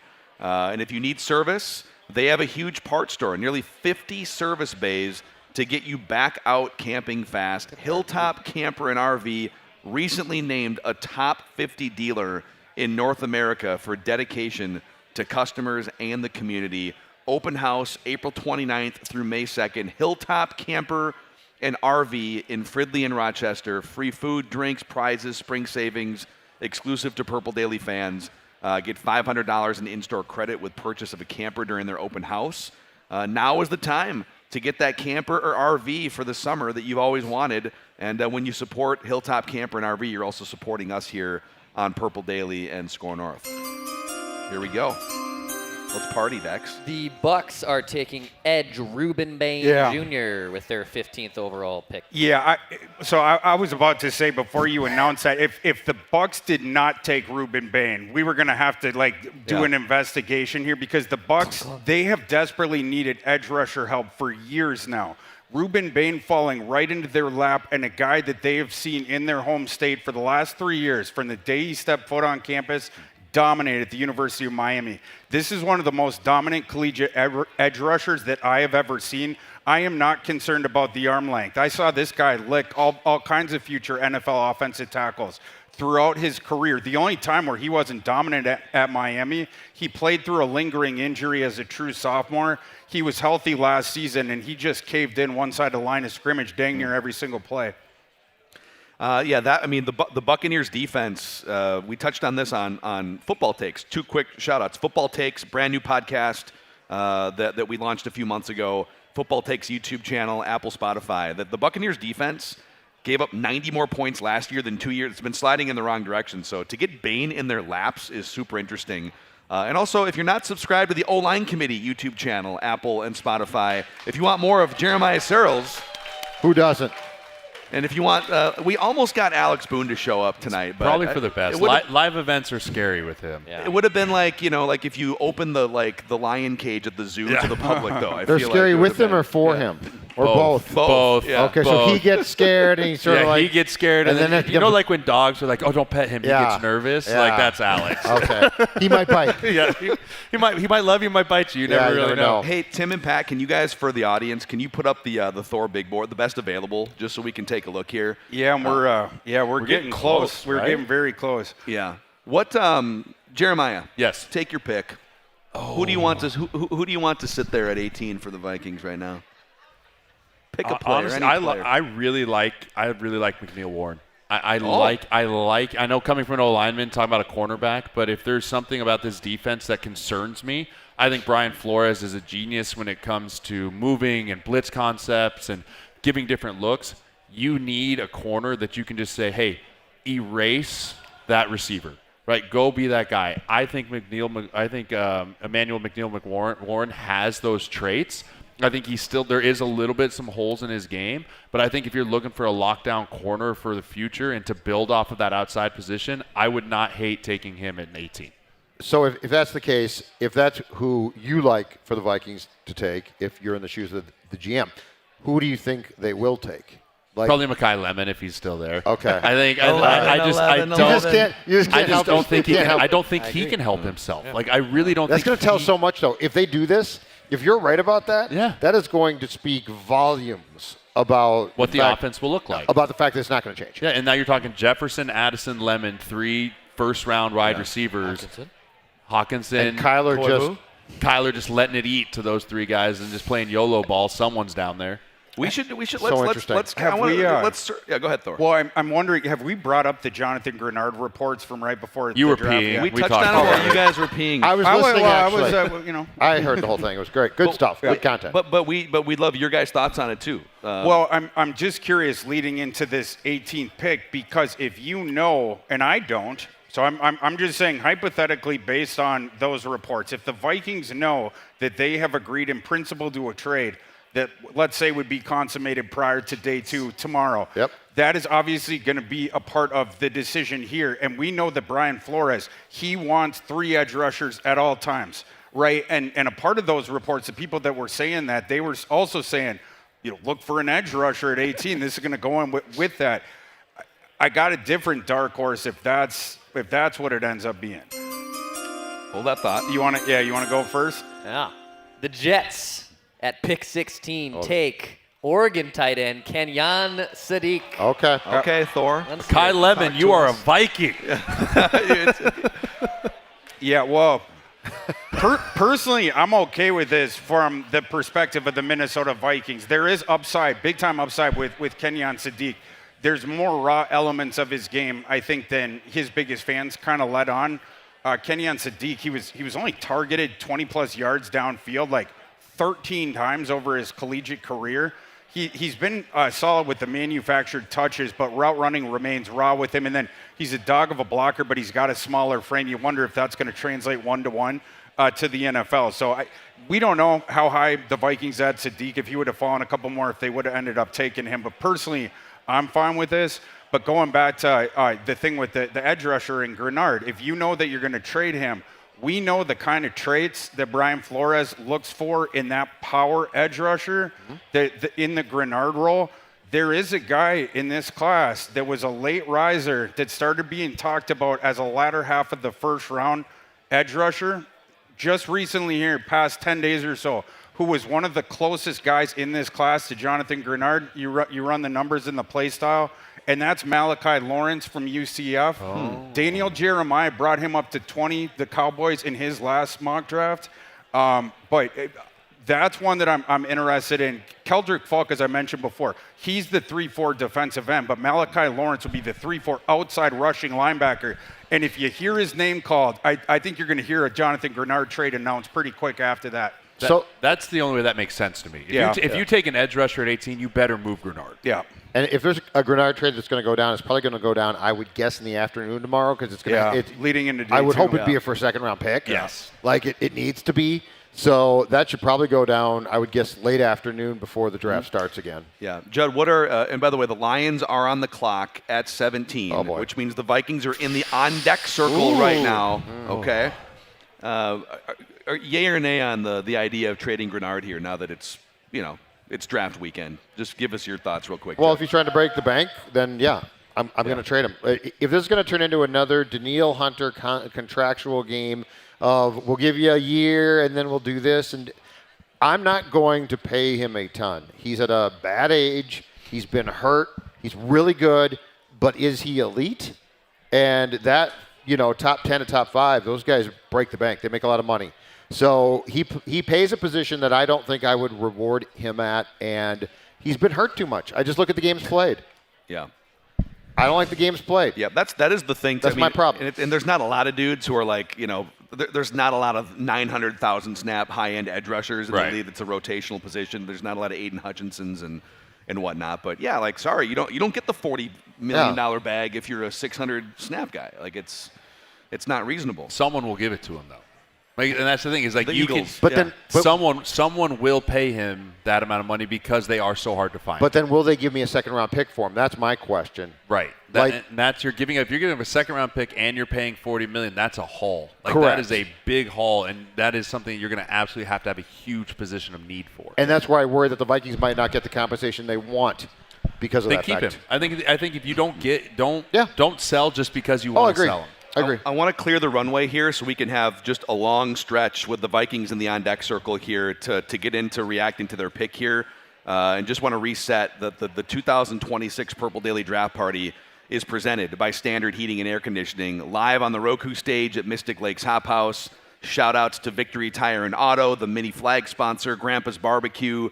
And Dex, can you tell the audience about the Grandpa's Barbecue auction tonight here as well? Yes, I can, and I will announce the Lions pick here right after I do that. Grandpa's Barbecue, you can bin right now to win the autographed Minnesota Vikings jersey, thanks to Grandpa's Barbecue, which is teaming up for XP Family Support to raise money for xeroderma pigmentosum, a rare genetic condition in which the body can't repair damage from UV light. And your bid help provide life-saving medical care, specialized equipment, and so much more. Help support the XP Family Support Group as they work toward their goal of raising over $100,000 for a cause. Go bid to win autographed Vikings jerseys thanks to Grandpa's Barbecue.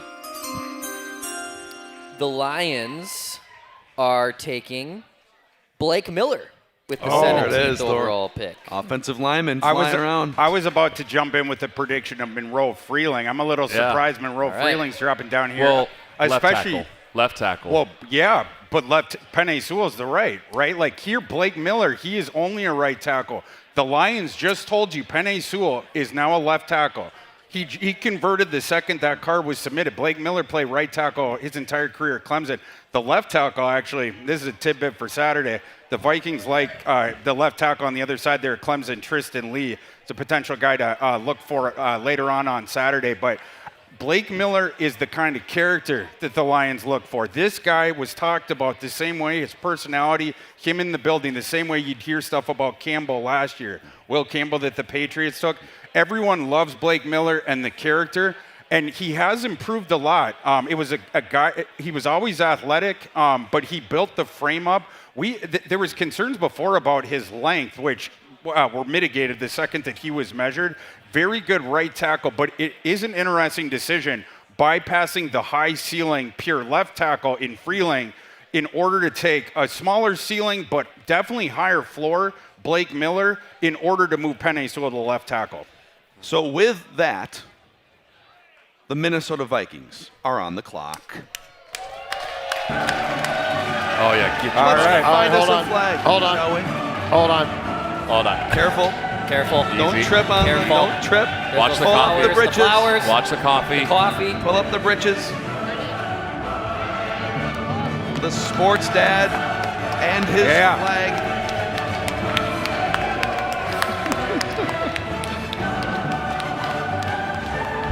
It's going to be a receiver, isn't it?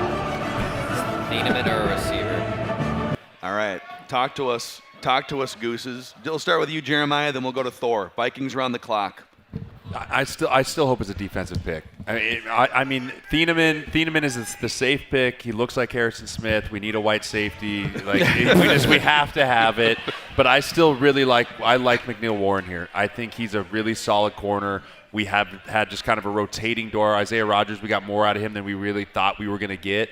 Solidifying that position. I mean, we haven't had a lockdown corner since Planet Zay. I mean, Xavier Rhodes. But I mean, you're going to look at it. So you're looking at, hey, let's find the next one of those guys that can develop and be that guy that can erase Amon-Ra St. Brown, that can erase Golden when he becomes. We have now Roma Dunze and all these other people in our league. We have to have a corner that can fight those guys on a week-to-week basis. Yeah, 100%. But in my opinion, you can't take Jamal McCoy here after the medical stuff. Will you take Chris Johnson, the San Diego State kid? He had a pretty good process. You have the two safeties there as well. I don't want that. And I think that, the takeaway here, this is a pretty good draw for the Vikings. You have three legitimate secondary guys you can actually pick from here. You have the edge rusher who's like Grenard-ish. I'm not going to say he's Grenard, but in Lawrence. You have the potential 3-4 immediate start defensive end in Keldrick Falk. And then also the wide receiver run that we thought we were going to get, that stopped after two of them. So you still have Mekhi Lemon. You still have Denzel Boston. You still have Casey Concepcion. Concepcion plays half inside, outside, and is an awesome yak guy. His profile is the kind of thing the Vikings typically were attracted to. But you heard the stuff about the bigger body boundary receiver. So, I mean, would that push them to Boston? But Lemon is the one that's highest on most of our boards, including mine if they do go receiver. But also, you have to imagine the teams are calling about a trade, as well. So, sorting through that, we'll see. So you don't want to trade back? I think you just get your player here. Get your player here. Grab your guy that you need. I think I didn't. You definitely don't have to trade. This is a good draw. This is a good draw. You have a really good pick here of a lot of different positions of need that you have. And we talked about when I opened the show. You have needs on this team. You can pick a player here at 20 that isn't going to be an overdraft really at corner, at safety, or even receiver if you go that route. There's enough here that it's not worth trading out of. I will say this, going into the last season, the Vikings specifically talked about the fact that they wanted receivers who could get more yak. They said statistically, we did not do a good enough job there. So if that's I wonder the case, if that's they're about to take Concepcion. Lemon's really good at yak as well. But Concepcion, the explosion with it and in the numbers, but does it inside and outside. Lemon can find to this. Lemon's going to be an awesome slot, but he's a slot and that's what guy. we need, right? We need a slot. So if you're looking, if you're going back to three wide receivers every play, like Kevin likes to do, that's where I keep coming back. You know what though? Don't dismiss this though. When we talk about that position, do not dismiss the fact that Jordan Addison's a potential liability.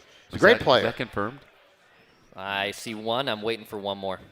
Waiting for one more. All right. Can we share? Yeah, can we share with Not the until group? we're official. Oh, Until okay. we're official. No, we don't want to put This is an official podcast. We're also like It's a home of reckless speculation. I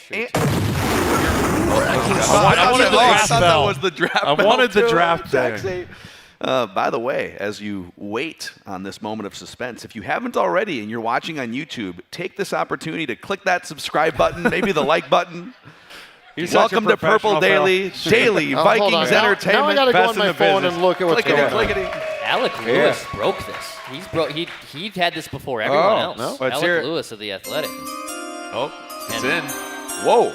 And still, I'm waiting for the second confirmation. Let's but go with according it. to Alec Lewis of the Athletic, the Vikings are taking Florida defensive tackle Caleb Banks. Oh, wow. Caleb Banks.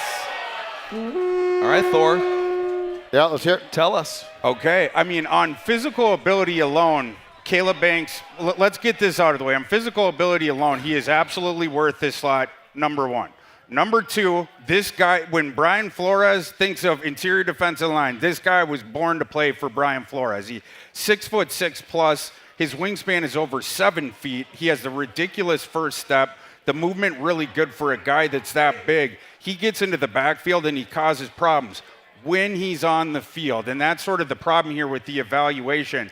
Consistent health concerns with Caleb Banks. And then so it's like after he had another lost season, it's like he has to have a huge pre-draft process. And he had started to do that, and then he breaks his foot at the NFL Combine. Would be so curious to have a member of the Vikings medical staff here with us now, and none of us stayed at a Holiday Inn Express last night, so we can't speculate on what was in Caleb Banks's, the medical cards and how the Vikings medical staff ended up parsing that. But this is a pretty fascinating decision. The Vikings just took out the dice. We're at the casino right now. They just went there and rolled the dice. If you hit on this kid, you just got an amazing interior defensive lineman. Their biggest need, and again, a guy that was born to play for Flores. If he doesn't get right, though, the durability, his body could betray him, and then you just blew the 18th pick. And what's super fascinating about this pick is the depth at this is the first one in the run, right? Like, so yes. they have their entire pick of this position group, which by the way runs 10 deep through day 2. I mean, if they want, they could. There was depth there too. It's another waited. surprising aspect of it with one not having gone, and we knew the Vikings were interested in trading down. If no team is offering a trade up, you're sort of stuck, right? And so maybe that's what happened here. You have to imagine if the Vikings could have gone back a little bit, maybe they would have. But maybe with maybe there's a folded up yellow Post-it note in Rob B's pocket that Brian Flores stuck in there earlier today that said Caleb Banks no matter what. How bad are the medicals? He's hurt. He's hurt not cleared until June. Yeah, it's sweet. What happened he here? broke his foot at the NFL Combine. Yeah. Had surgery. I hate feet. And they've come out now. No, you're not wrong, Judd. No, I know. A big guy with feet issues is a problem. Yeah. But it is a problem, and it's something that will always and forever be there in a lingering thing that he has to constantly stay up for. He also had the injury concerns at Florida. Yeah. I don't know if he ever finished a full season. I think he had at least one game missed. 2024 was the best. Yes. Yeah. And then this year he missed how many games? Well, so I'm pulling it up now. I mean, he was injured in the off season, and then it was like in camp. I'm talking heading into this season, and then he gets there for the season. I think it was against LSU. It was in September. But he gets hurt again, and then it was week 3 against LSU. Yeah. Aggravated the same foot injury during that game. So then he was out for the next 7 games after he underwent surgery. We thought he was going to be out for the season. And credit the kid. He's a tough kid. He wanted to come back. He rushed back. Florida wasn't that good this year, but he wanted to go and finish out the season. But then you go into the pre-draft process, and like I said, it started out really good, and then he was testing great at the Combine. And then he breaks the foot again. It's like, oh, man, here we go again. I thought that broken foot at the Combine took him out of the first round. Well, and before that, I for sure thought he was a first-rounder. And the Vikings have always been pretty buttoned up when it comes to the injury stuff in the pre-draft process. They don't really like Thor said, rolling the dice and taking a shot on a guy that has the potential. But, man, feet problems, they don't go away. They're not something that just heals and you rehab it. I mean, because that's bone issues. And that's bone issues with a guy that's very, very large. And so this is one where you're hoping I don't understand this pick. I was going to say, so how does this make sense? I don't feel great about this pick if I'm a Vikings fan. I'm sorry, everyone. I do not think that this was a very good pick for Rob to put his stamp down as the number 1 pick as the GM of the Minnesota Vikings because of the question marks that come with it when you had a chance to slam dunk on so many different players that were sitting on the board.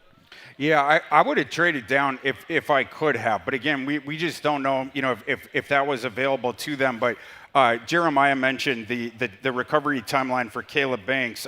Following up on that, Pete Thamel, I guess, did a report yesterday that the NFL teams, they had received a letter stating, or on Tuesday, that showed that Banks was going to be fully cleared for football activities, on pace to be early June, which aligned with the original 8 to 12 week recovery timeline. But if I may, I don't care. If he has feet problems, I don't care if he's cleared by June. It's a precursor to more problems. And you had a board full of players there who, last time I checked, we didn't talk about their medicals. So this is, flat out, I'm very disappointed. Not in the position, because you need That's a depth. the thing. I love the idea of what they're doing here, but it's fascinating that this position was untouched until the 18th pick, and because there were a couple unexpected grenades lobbed into the top 18. Yep. I don't know that in all the scenarios the Vikings cooked up, like they probably there's some guys here that we never simulated in the weeks leading up. It's interesting to take on that risk profile when you had your pick of any of those other defensive tackles. I do wonder, did they commit to this idea beforehand? The way that they have in the past. And this to me smacks of the way that they've done picks for 4 years, where they decide in advance, oh man, we really need the interior defense alignment, and oh yeah, everyone in the, most people here in the room, we all like Caleb. But it's like, pay attention to the circumstances around you. No interior defensive lineman had gone before this, and you can even toss Keldrick Falk into that group, right? But the guys that are listed as interior defensive linemen, none of them off the board. Are you saying in doing this pick, where you're going to start off, with that you view Caleb Banks as so much better than any of those other guys? And if the answer is no, why wouldn't you have taken 50 cents on the dollar just to move down a little bit? A couple updates here. Monroe Freeling going to the Freeling going to the Panthers. You've done a great job tonight. Don't sell this guy's shirt. Thank you. He has been killing it over here today. Thank you to everyone. And then the Eagles go up to pick 20. So why couldn't the Vikings have taken whatever this trade is? So the trade is they're going to take a safety, aren't they? The trade they're taking is McNeil Warren. It's with the Cowboys, and they're swapping the 23 and the 20. And then they're getting the 114 and the 137. Let's just say that before that 23rd pick, I would love to see another interior defensive lineman come off the board, because if there's not one, you have to assume that offer was there for the Vikings. You would think. In no mock draft that you could look at here over the last month was Caleb Banks in the first round. And in a lot of them you looked at the last 10 days, there was no interior defensive lineman, period. At all. Exactly. So even two late rounders, if you look at a trade chart, maybe that's not great maybe that doesn't jive there. I think you probably could have projected that Caleb Banks was going to be available at 23. So if anyone's offering you anything, why not take it for the opportunity to pay the guy that you wanted less while getting more equity? I'm trying to wrap my head around this. I really don't understand this pick for the Vikings. And I'm not trying to poo-poo on it. It just doesn't make logistical sense to take an injured defensive tackle when there's a very deep defensive tackles on day 2 and even into day 3 that are 100% healthy, that had a ton of production in college in that area. Yes, this dude's a physical phenom, but it doesn't matter if he's sitting in the cold tub. Yeah. So this had to be Flores, right? This is definitely Brian Flores. Yes. Yeah. How much do you trust Brian Flores? I mean, the medicals he can't have keep him nothing to do healthy. with Brian He can't keep him healthy. Yeah, if he's on the field, Flores is going to turn this dude into an all-pro. But if he's not on the field, who cares? Yeah. Brian Flores watching Caleb Banks' film, it's like the meme with Scorsese and cinema or whatever it is. But what I want, of course, but what I want to know is the head of their medical team looking over the medical sheets. What was his reaction? Right? Because the whole thing, it goes back to the medical thing with Caleb Banks. And of course, Brian Flores was going to be advocating for this. But again, situationally here, I would have taken a discount to move down with Philadelphia, who traded up here. Well, so let me just throw that. So the Cowboys, or the Eagles moved up from 23 to 20, 3 spots. Come back to that in a second here. Let's give us the pick. And the Eagles, with that trade with their division rival with the Cowboys, end up taking wide receiver Mekhi Lemon. Oh. God, I hope he just torches the Cowboys. Well, because A.J. Brown definitely getting traded now. Bye-bye. Yeah, bye-bye. Bye-bye. Bye-bye. Guess where he's going? I think we know where he's going. Go to Sedona. You think he's going to Patriots? There was a lot of reporting on that. Thor, would you Deep have? reporting. And maybe you can plug this in to the Thor calculator here. Yeah. But let's say the trade was the exact same to go from 23 to 18, and you're just getting the 114 and the 137. By the way, there was a 7th rounder kicked in along with the 20, but whatever. Hey, don't hate. Give me the Phil. Give me the terms one more time. So the Cowboys receive the 23, the 114, and the 137. Oh, I would have taken this for sure. The Eagles get the 20 and a 7th rounder. Okay. And let's say that was the deal available at 18. Yeah, I mean on my trade chart, that's it's decent value even just for the 18th slot. You know, you said 23, 114, 137. Yeah. So which fills a gap that you have in your pick sheet right now. 100%. Yeah, you have the enormous gap after the 4th round. Yeah, this would have helped with that. But in terms of value, my trade chart has it. The Vikings would have received 350 points in that transaction. And I have the 18th pick worth 340. I hope an interior defensive lineman here is taken with the next couple. I wouldn't be shocked if there isn't another interior defensive lineman taking the rest of the first round. And that would be super embarrassing. It would not shock me if we make it through the rest of the night without another interior defensive lineman being taken. What the hell's going on? Correct me if I'm wrong, but are you basically saying that Kwesi Adofo-Mensah is laughing at the Vikings right now? I don't know if he's laughing, but I think he's looking at going, yeah, that's a pick I would have made. So, you know, you're kind of looking at this. I don't understand the thought process. And that, for me, is really frustrating because I thought we were going to look at this draft differently and we were going to come into this 100%. With fresh eyes and we felt refreshed and I feel like I'm sitting here going, this is the same movie that we've watched for the last 3 years. And even if it's the guy that you identify, fair enough, right? And maybe the medical team there, that they were more optimistic maybe where the media, because, you know, it's a black box for us. Maybe we were a little bit more pessimistic. But read the freaking room. When are they going to start doing that too? The situation that you're in, no interior defensive lineman is gone. And in all the mocks leading up to this, none have been projected to go in the first round, right? So I don't understand pressing the issue there, in particular when you're short on draft equity and you have 7 immediate need holes for the 2026 roster. It's weird, though, because I came out of the press conference that the Vikings did with O'Connell and Brzezinski on Monday really thinking that you would see the process and totally get it. Like, okay, this is how it's done. And so for us to be having this discussion right now, it's, 1, disappointing, but 2, I'm somewhat surprised. Like, I'm shocked. I thought when you fired Kwesi that you were trying to sort of get rid of this sort, you know, the approach that we were baffled. And in fact, we weren't always baffled. It was his first rounds weren't nearly as baffling as the later rounds. So I'm really, really surprised that we don't see a picture tonight that's more clear-cut. Well, let's circle back all the way to what we started and had a question with of like, okay, why have we drafted so poorly? Why have we drafted so poorly? Well, they've heard all of that. They've heard that question that we've all asked over and over again. So then why risk a risky first-round pick? Right. And Rob Brzezinski's going, hey, this is my chance to show I'm the staple. We've worked together. Hey, we've gone in. We have the think tank. Why go, maybe let's draft that guy instead of going, hey, let's just go ahead and get the safe bet, get the guy we know we can plug and play, develop, and have that piece. Now you're just going to have to answer a bunch of medical questions, and I think the medical director for the Vikings right now is ripping his hair out going, I red flagged this guy 2 weeks ago, and Brian Flores is like, yeah, I don't care about your opinion. Shut up and sit back there. We're drafting this guy. But what's fascinating is, I mean, at the end of the day, if you're Rob Brzezinski and you are leaning on coaching input, Kevin O'Connell has more sway than Brian Flores. So are we to take it that O'Connell wasn't in love with the receivers on the board?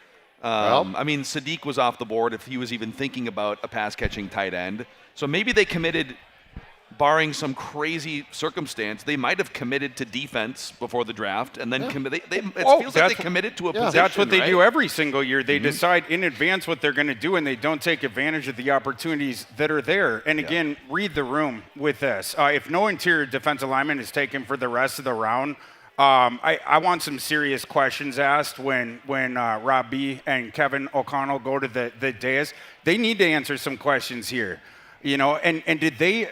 The other thing I want to know, I want someone to ask them this explicitly: what team between 19 and 23 were you projecting was going to take Caleb Banks? And if they can't answer that question, your follow-up is, then why didn't you accept the trade that Philadelphia had out there for your slot? You would have paid him less at 23. If you didn't really think one of those 4 teams was going to take him, why did you not accept, again, even a discounted trade down? The issue now is, I feel like we're about to start a riot in this room. And this goes. Got to call like we see it. Well, real quick, I'm curious. Are you guys happy with the pick? No, of course no one is. Of course no one is. But we march on Vikings' legs. Yeah, and they're really going to be afraid of us because security will be like, you can't come in, and we're going to, okay, we'll go home to bed. But the issue here goes back to what I was talking about earlier tonight, and I think it's a flaw at the very top with ownership, and it's the need to have this collaboration of, Brian Flores comes in and says, okay, I want to go outside the box, and clearly no one said no. So, because I'm guessing O'Connell didn't say, you know what I really want? A defensive tackle. So they have this attempt at collaboration, which at its core, if it's done well, I think can work. But but now we're looking at another situation where somebody has weighed in, and it's not even, we're not debating a position here. Like, that would be one thing. If we said, well, we didn't really think defensive tackle would be a great first-round pick. That's a legitimate debate that can be had. We might be right. We might be wrong. But we are debating something that is fundamentally, I think, is going to be probably questioned nationally just as much as in this room right now. Yeah. Which is, and again, you took a player that nobody understands why you took him where you took him. Why question marks? There was no need to go into the season with question marks after the offseason that we had, the hires that we had, and now let's start off the new league by saying, really? That guy? Okay. I guess if you have a vision and you have a clear path for him, but by the way, he's not going to be able to do OTAs. Yeah. Fantastic news, right? Brian Flores, super complicated system, lots going on. You're just going to have to sit there, right? And coming from a guy I represented, again, we talked Jalen Sundell. He had the exact same problem. Found out his foot was broken at the combine. Yeah. He had to end up having surgery. He fell completely out of the draft when he was supposed to be a top of day 3 pick. He was cleared in June. He was not football ready until the start of training camp, right? Because there's a difference for those out here being cleared and being ready to play. As a player, you can be cleared. The doctors can be like, oh, absolutely, you're healthy. But that doesn't necessarily mean I'm ready to go out there and take on a double team from Will Fries and Brian O'Neill. Yeah, totally different. But at the end of the day, Jalen Sundell overcame the foot injuries and became a Super Bowl winning starting center. That is true. Positive Phil is here at the 2026 Purple Daily Draft Party. You're alone on that one. I'd love to we do have some fan reaction over here on the Roku in the Roku fan zone. So Leighton Jason. What's the vibe among fans here inside Hop House right now at Mystic Lake? Can you guys hear me? Yeah, we got you. Yeah. Perfect. Yeah, I just went around, did a quick survey with the fans here. Not some good grades for Rob B in his first, maybe first and only draft with the Minnesota Vikings. We got 3 B minuses. That was the highest grade given out by some of our Vikings fans here. 1 C plus, 2 C's. 3 D pluses and 4 Fs. Oh, safe to say the fans. That's are, rough. Yeah, that is very rough. It's like Abel Reese's GPA. I do think we have a friend in the audience who has a possible way to redeem the night for the Vikings. I'm going to bring up Alex. Now, Alex, first of all, you're a brave man showing up to a Vikings draft party in a Drake May jersey. Wow, so thank you for that. What could have been. What could have been, I know. Hey, he's a Pats fan. He's having a hard enough day already, okay? Leave the man alone. So go ahead and share your take with the audience. I actually think this is a great idea, but... Okay, it's time for the Vikings to redeem the first round, trade Jonathan Grenard to the Patriots for the 31st pick right now, and you can have another shot at it. Let me ask you this. Why would the Patriots want to trade out of the first round tonight and not have to host a press conference? Any reason? Your thoughts? Interesting. I don't know. If anyone thinks of anything, just think about that. Do you have any idea, like getting a vibe hanging around Vikings fans? Obviously, you're a Pats fan. What type of position do you think the Vikings could target at 31, if you have any idea? I think they could probably take any wide receiver on the board. They might need. They could go after another D line.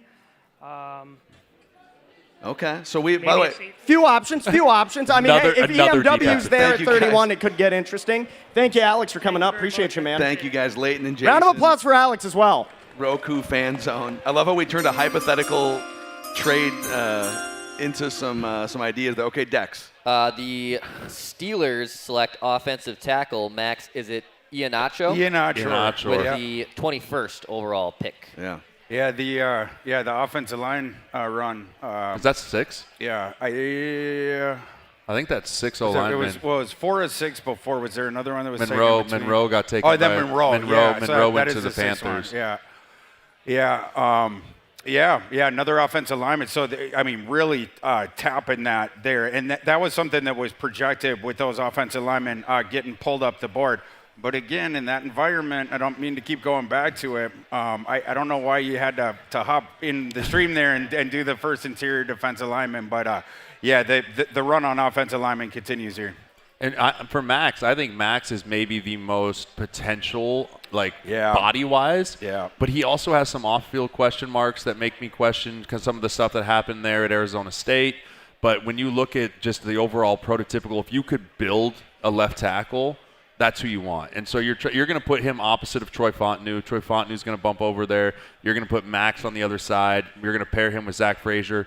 I like what the Steelers did here, bolstering the interior offensive line, but that pick for them might be a headache in a couple years. Yeah, I do like the player. Iheanacho newer to football, and for a guy that is as inexperienced as he is, you see a lot of natural ability. He's obviously an awesome athlete, and he has, even though it's a little bit of a, I don't want to call it boxy frame, because he's just an eyelash under 6'6", but he has really good length as well. It's almost 83-inch wingspan on him, but the movement on the outside, really good athlete, and then.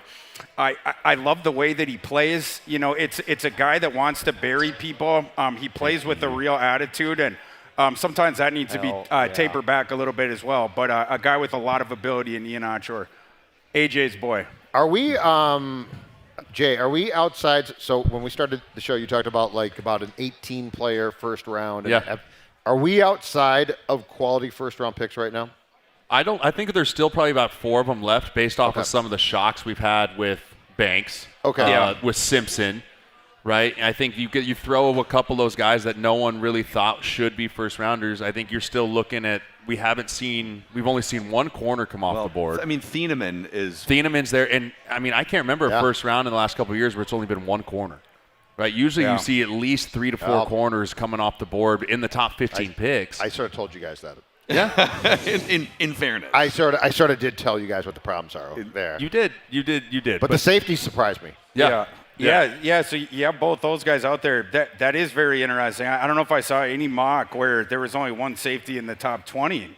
And you did see, of course, Caleb Downs push down, but Thieneman and Emmanuel McNeil-Warren, it's different kinds of games. So it's interesting that neither of those guys so far here yet. I had heard some connections of McNeil-Warren with Philadelphia, and they needed a strong safety, and it would have been fun. That's what I was hoping for, honestly, because you would have paired him with Quinyon Mitchell. I always like when they reunite or whatever. But with Mekhi Lemon falling down the board, the Eagles, the reason they crush the draft every year is Roseman doesn't go into it telling his building, we're going to do this tonight. Right, and because of that, you're able to keep, to all possibilities. And in this one, you have Mekhi Lemon fall further down the board, and if indeed the Eagles are ultimately going to trade A.J. Brown, boy, what a no-brainer that was to just give up a few picks to move up with Dallas. So Thor, real quick here. We talked extensively, both you and Jeremiah, about the risk of Banks and the strategic head scratching of the trade that looked like it was there, and all the reasons why it doesn't make a lot of sense.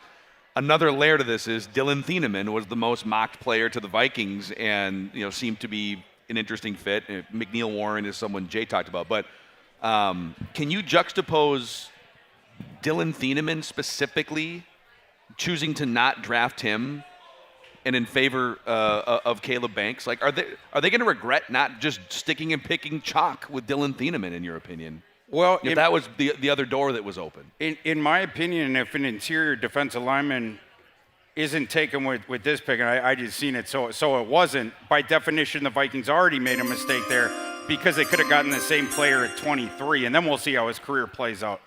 Chargers taking edge rusher Akeem Mesidor with the 22nd overall pick. Okay. Yeah. Tell us about Messidor. This is one of the few picks that if the Vikings had made it, I would have been a little bit more upset than I am with the bank. So, Wow. so this is I am not a Messidor guy. Messidor, his last year when he really starts dominating, he's 24 years old. 25 according to the tweet I just saw. It's a guy that has medical concerns as well. And this past season, when he's a 25-year-old going up against a bunch of 19 and 20-year-old offensive tackles in the ACC, you were playing across from one, again, I'll go back to it, one of the most dominant edge rushers I've ever seen in college football. Akeem Messidor didn't face one double team. He didn't get no chips, nothing like that. It was him just teeing off, and that's what happened. He got some stats there. I hate that pick for the Chargers. Yeah, I mean, you're trying to find the Khalil Mack replacement in 2 years, and I don't think this is it. No. I don't think this is it, because I was going to bring up to that point, too. I mean, 2 years, he's almost going to be Khalil Mack's age. Yeah, no kidding. When I was at Nebraska, right, my freshman year, Ndamukong Suh was there and Jarrett Crick was there, and Jarrett Crick had this unbelievable season, and he ended up getting drafted higher than he probably should have because everyone slid to Suh. Yeah. Right? Bain was the star on the page every week that goes, we can't let this guy beat us. 100%. And so you game plan around that guy, and you make sure you're going to have like you said, the chips. You're going to beat him up. You're going to slow to him. Well, that allows the other guy to have that type of success. I think he's probably a day 2 player, maybe even a top of day 3. I did not see him going in the first round. Same. Yeah. I on my board, he was somewhere in the third round. And I think top half of the third round, but yeah, I wouldn't have taken Messidor in the second either. There isn't even data that can justify the decision that they just made. Show me the data of a 25-year-old late breakout guy with injury concerns who isn't an elite athlete. It's not an elite frame. And then the 1 year of big production was, again, a cross from one of the best defenders we see college football in 20 years. But this is what we were talking about. This draft makes no sense. Yeah. It's already starting to make no sense, and we're 23 picks into it. Yeah. Teams are panicking a little bit, in my opinion, because they're going, I don't really want to take this guy, like, oh, it's a safety or it's this, that, or the other thing. People are kind of just throwing stuff at the wall right now and seeing what sticks. Vikings head coach Kevin O'Connell on Caleb Banks saying, quote, we really felt like we were able to identify a player with a ceiling of a top 10 caliber talent and wanted to add size and youth to that defensive line. Yeah, I mean, that's fine. But again, Kevin, explain for us who of the teams that did not select an interior defensive lineman up until the 23rd pick did you project was going to take Caleb Banks? And if you can't give us that answer, then you need to explain to us why you didn't take the Eagles trade offer to move down and take him in the 23rd slot. And what he says, fair, I'm not even going to argue with that. Like, if Caleb Banks didn't have medical concerns, he has top 10 tape if you're just looking at the high end. But he didn't even get to play a bunch in college because the first 2 years at Louisville wasn't on the field a whole bunch. He was awesome in 2024, for sure. But that's when he suffers the first foot injury, then there's another foot injury, then there's another foot injury, and finally there's a fourth one at the combine. This guy's had multiple foot surgeries here, like in the last 4 or 5 months. It's an elevated risk profile. And again, even if they're over the moon for him, pushing the issue there, who else is going to take him? And that's why there are 2 tracks to this discussion, both of which obviously you can poke holes in. But the first track is kind of the checkers of it, which is this a good player? Is this a player worth drafting if they are healthy with our pick, et cetera, et cetera? But the chess of it is, could we still get that player in a different slot and get 2 extra picks in the 3rd or 4th round? And all of it is part of winning the draft process and building rosters. Every team over the course of time gets the same amount of draft resources. How can you better maximize your draft resources and still get good players? And so I 100% agree with poking holes in their logic now that we've seen the next few picks play out. And you draft these guys because you want them to be on your team for 7 years. Right. Like, you draft first-round players because you want them to be the franchise of that position for the next 5 to 7 years. If you're struggling, you're having question marks about a guy coming in with injuries, the league is it's very unforgiving on your body. You don't magically get in the league and like, oh, I feel much better when I do things. It gets worse as you go on. With the 23rd pick, the Dallas Cowboys select pass rusher Malachi Lawrence out of UCF. That's who you've been talking about for a couple hours here, Thorne. Yeah. Good call. There it is, yeah. And Dallas indeed ended up being interested in Malachi Lawrence. And I'd be interested to hear from Brian Flores what he ended up thinking of Malachi Lawrence. And we'll see about a Jonathan Grenard thing. You know, if they're not going to trade Jonathan Grenard this weekend, then that maybe not as far as Malachi Lawrence goes. But late riser Malachi Lawrence, this is your sort of body beautiful type edge rusher in this class. It's exactly what you look for. It's the sort of Brian Flores archetype. You have the explosive athletic testing there. He was really good during the pre-draft process as well, and he has the havoc numbers. Late in the career, he started to ascend a bit. Some people are going to be a little bit surprised about this because this was a pretty good edge class, but I do think that you can justify him right around here. He was a late I had him 29 on my board. I'm not going to argue with this one too much. So back to the Vikings pick, though. Here's what I don't get. The medical records. Yeah. Kevin O'Connell just said, by the way, they have a high confidence in the medicals and the work that they've done. Yeah, and a couple of years ago he said that they loved their staff and then they fired a guy from it. But here's what I don't get. It's true. Like, you don't have to be very intelligent to look at the medicals and dismiss people automatically off of that. Happens every time. But I mean, you should.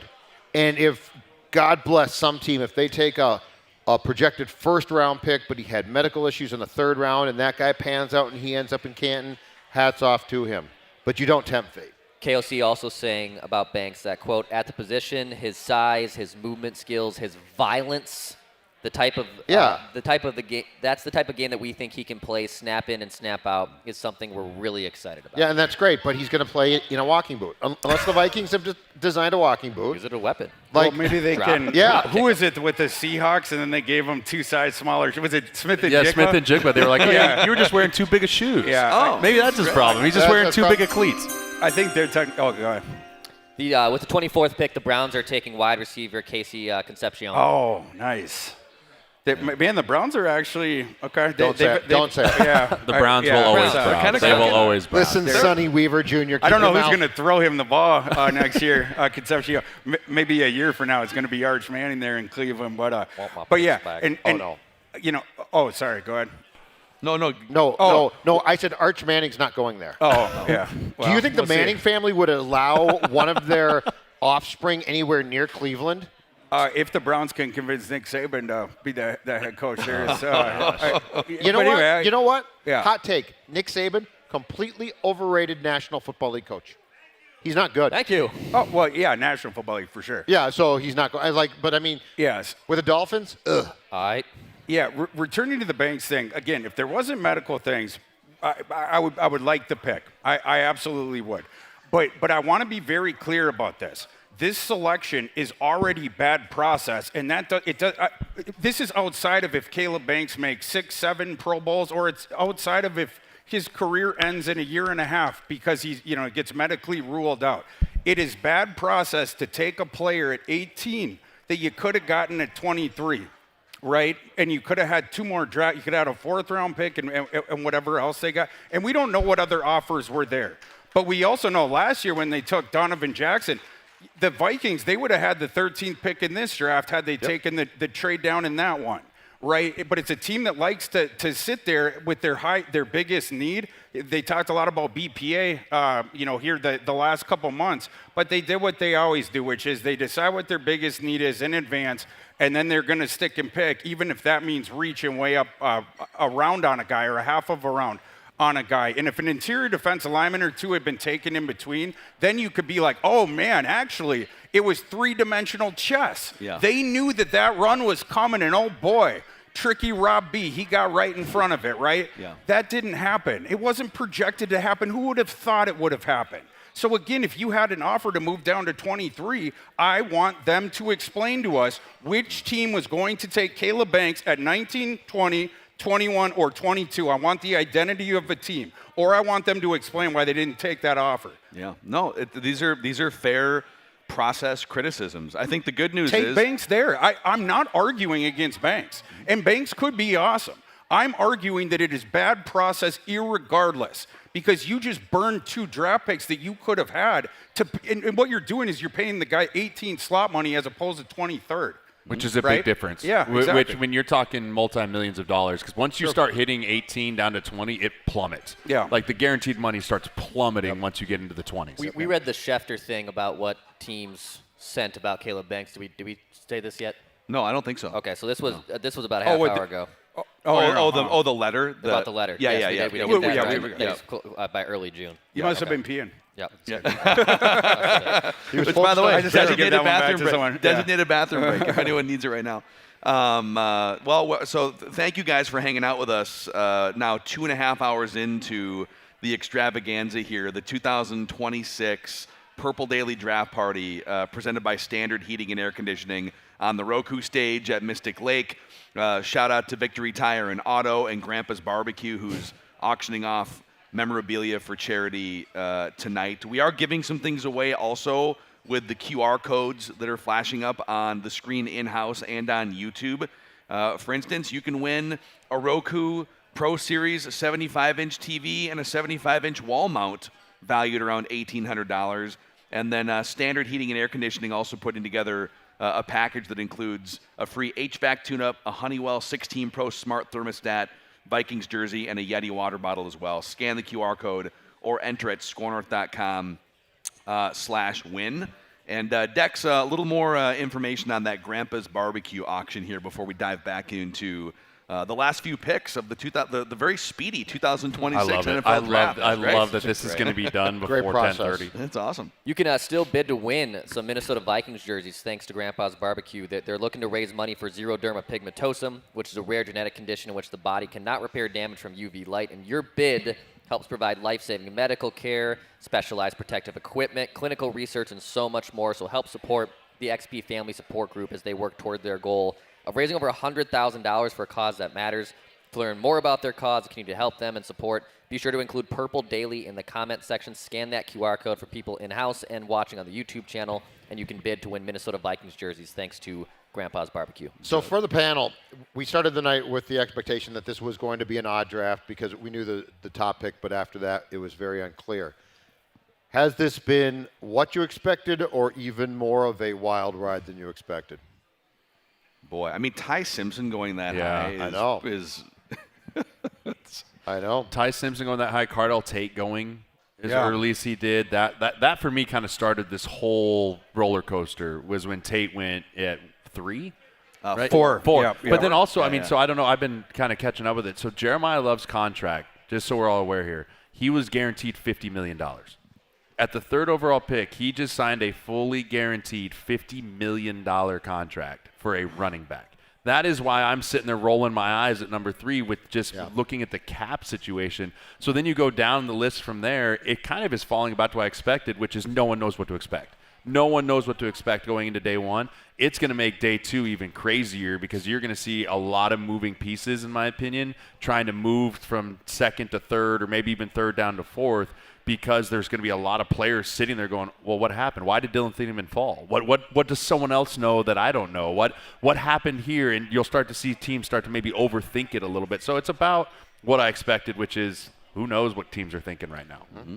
KOC also saying on Banks that on his availability for the foot injury that, quote, as we work towards the end of the off-season program, our hope is that we'll be able to prepare him in training camp for the regular season and have him for that. He won't take a rep in OTAs. He will not take a single rep in OTAs. Are people allowed to ask him questions, or is he just like how are these comments being done? Is he in front of reporters right now? He's he's in front. I think they did a thing with reporters, and he was at the podium.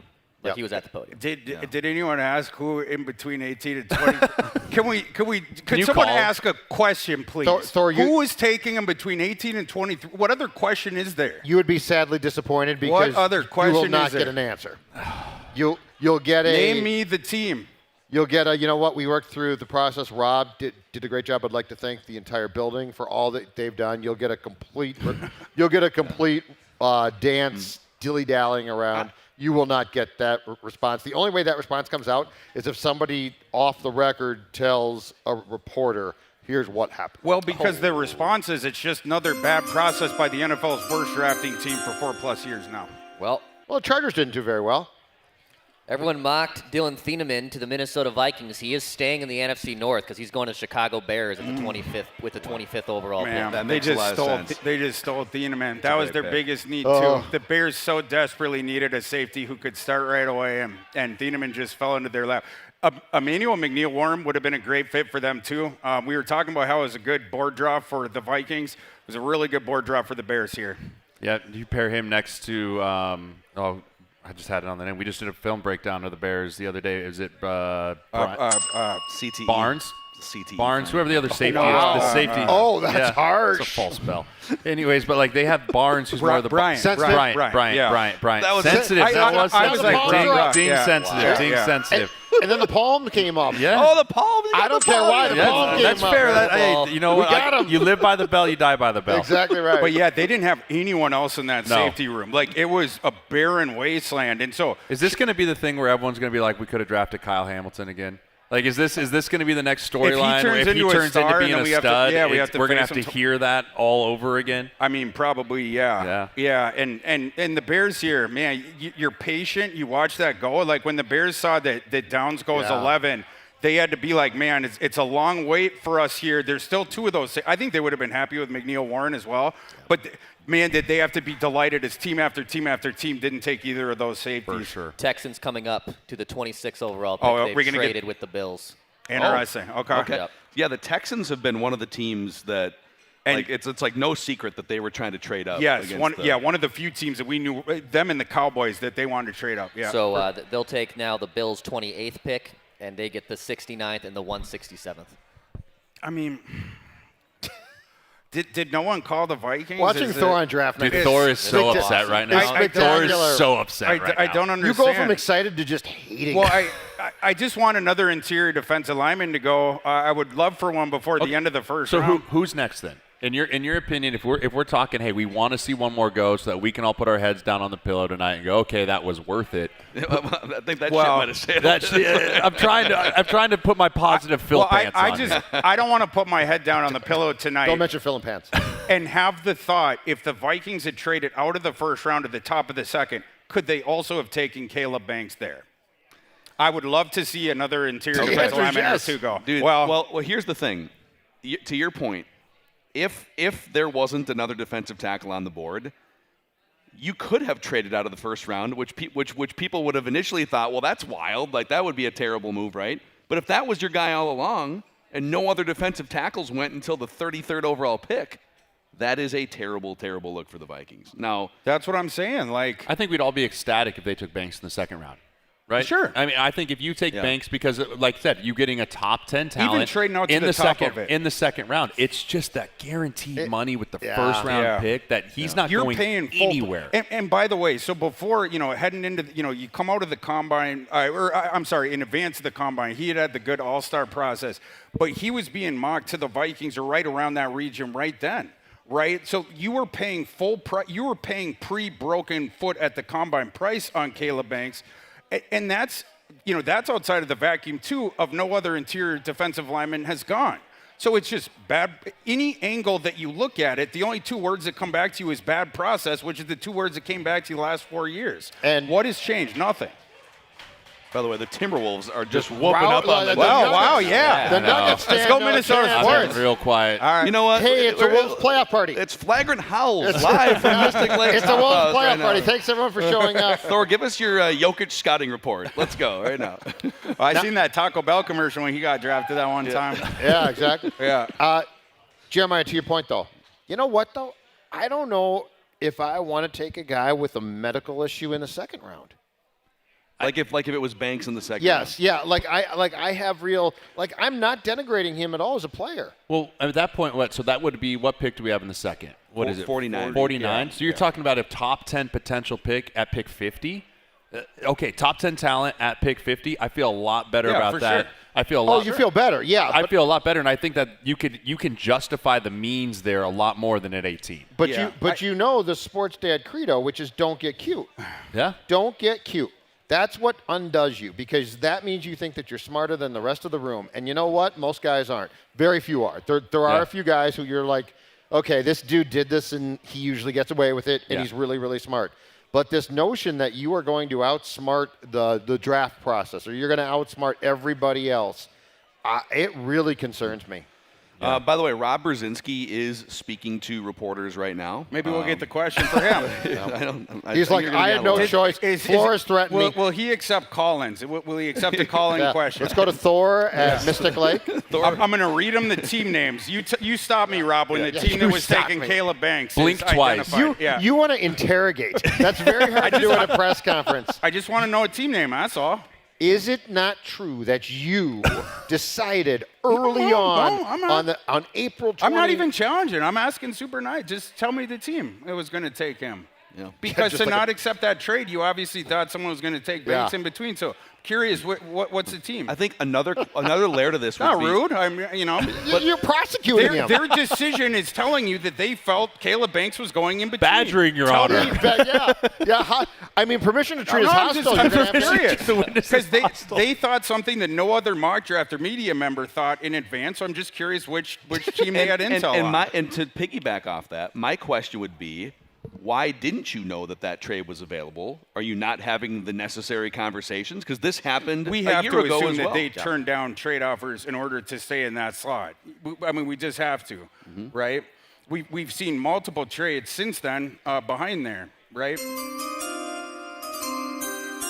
The Texans are taking offensive lineman Caleb Rutledge. Oh, I love Keelan. I love this guy. My sleeper offensive guard in the first round just got there. Is this 8 now? This is that's the Texans. Texans. Yeah. Texans with a guard. Yeah, man. I think it might be 8. The Texans have gotten all over improving this offensive line, and they had to, and good work with that. I love Rutledge too. I got to talk to him at the Senior Bowl. Where does he play? You signed Wyatt Teller. I got a theory. And you signed Ed Ingram. Does he play center? I think he's going to center. He told me in Mobile that he was snapping for teams. He wanted to prove that he could play center. I think that's what they're going to do with him. He's super duper athletic and smart guy, hard worker, and intense. That's another dude that wants to bury people. This dude rose meteorically during the season. I actually talked to him. I had a few Zoom calls with him. I recruited him over the summer. He had a 6th round grade. He had a 6th round grade going in the summertime going he came into from this NTSU, season. Right? Yep. And then he transferred to Georgia Tech. And this dude you talk about a nasty finisher. Vega's the more polished product. This dude might be the most nasty player in the draft. He's swinging from the heels trying to put people down. Like this guy's got a violent streak, Rutledge. Yes, very much and so. very athletic as well with it. It's a cool evaluation. We have a trade. Yeah, the Niners. Got another one. Okay. Yeah, Niners are everyone going up trading 3 spots. So they're getting an O-lineman. The Niners are going back. Niners are going back. Oh, they're not going back? Okay. The Dolphins are going up to 27. Niners back to 30. Yep. And it looks so according to Jordan Schultz, Niners get the 30 and the 90. The Dolphins get the 27 and the 138. So just a clean little move up, move down, swap. The Niners need to draft. They're going to draft someone to start at right guard. The Niners need to draft someone to start at right guard, right guard, because they don't have anyone in that spot right now whatsoever.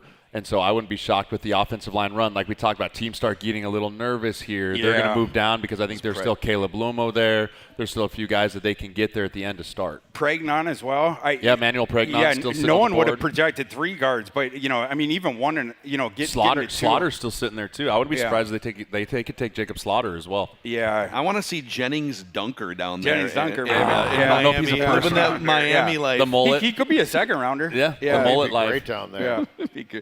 You imagine him in some white linen pants down there in think Miami. You're also pairing him with. Never mind. That's Tampa. I would say Cody Mock. You got the red hairs down there. The wind. The red hair with the Miami Brothers. You got to wear some long sleeves down there in Miami. Dunker, man, that would be awesome. Yeah. So of all the picks so far tonight, is Ty Simpson the biggest surprise?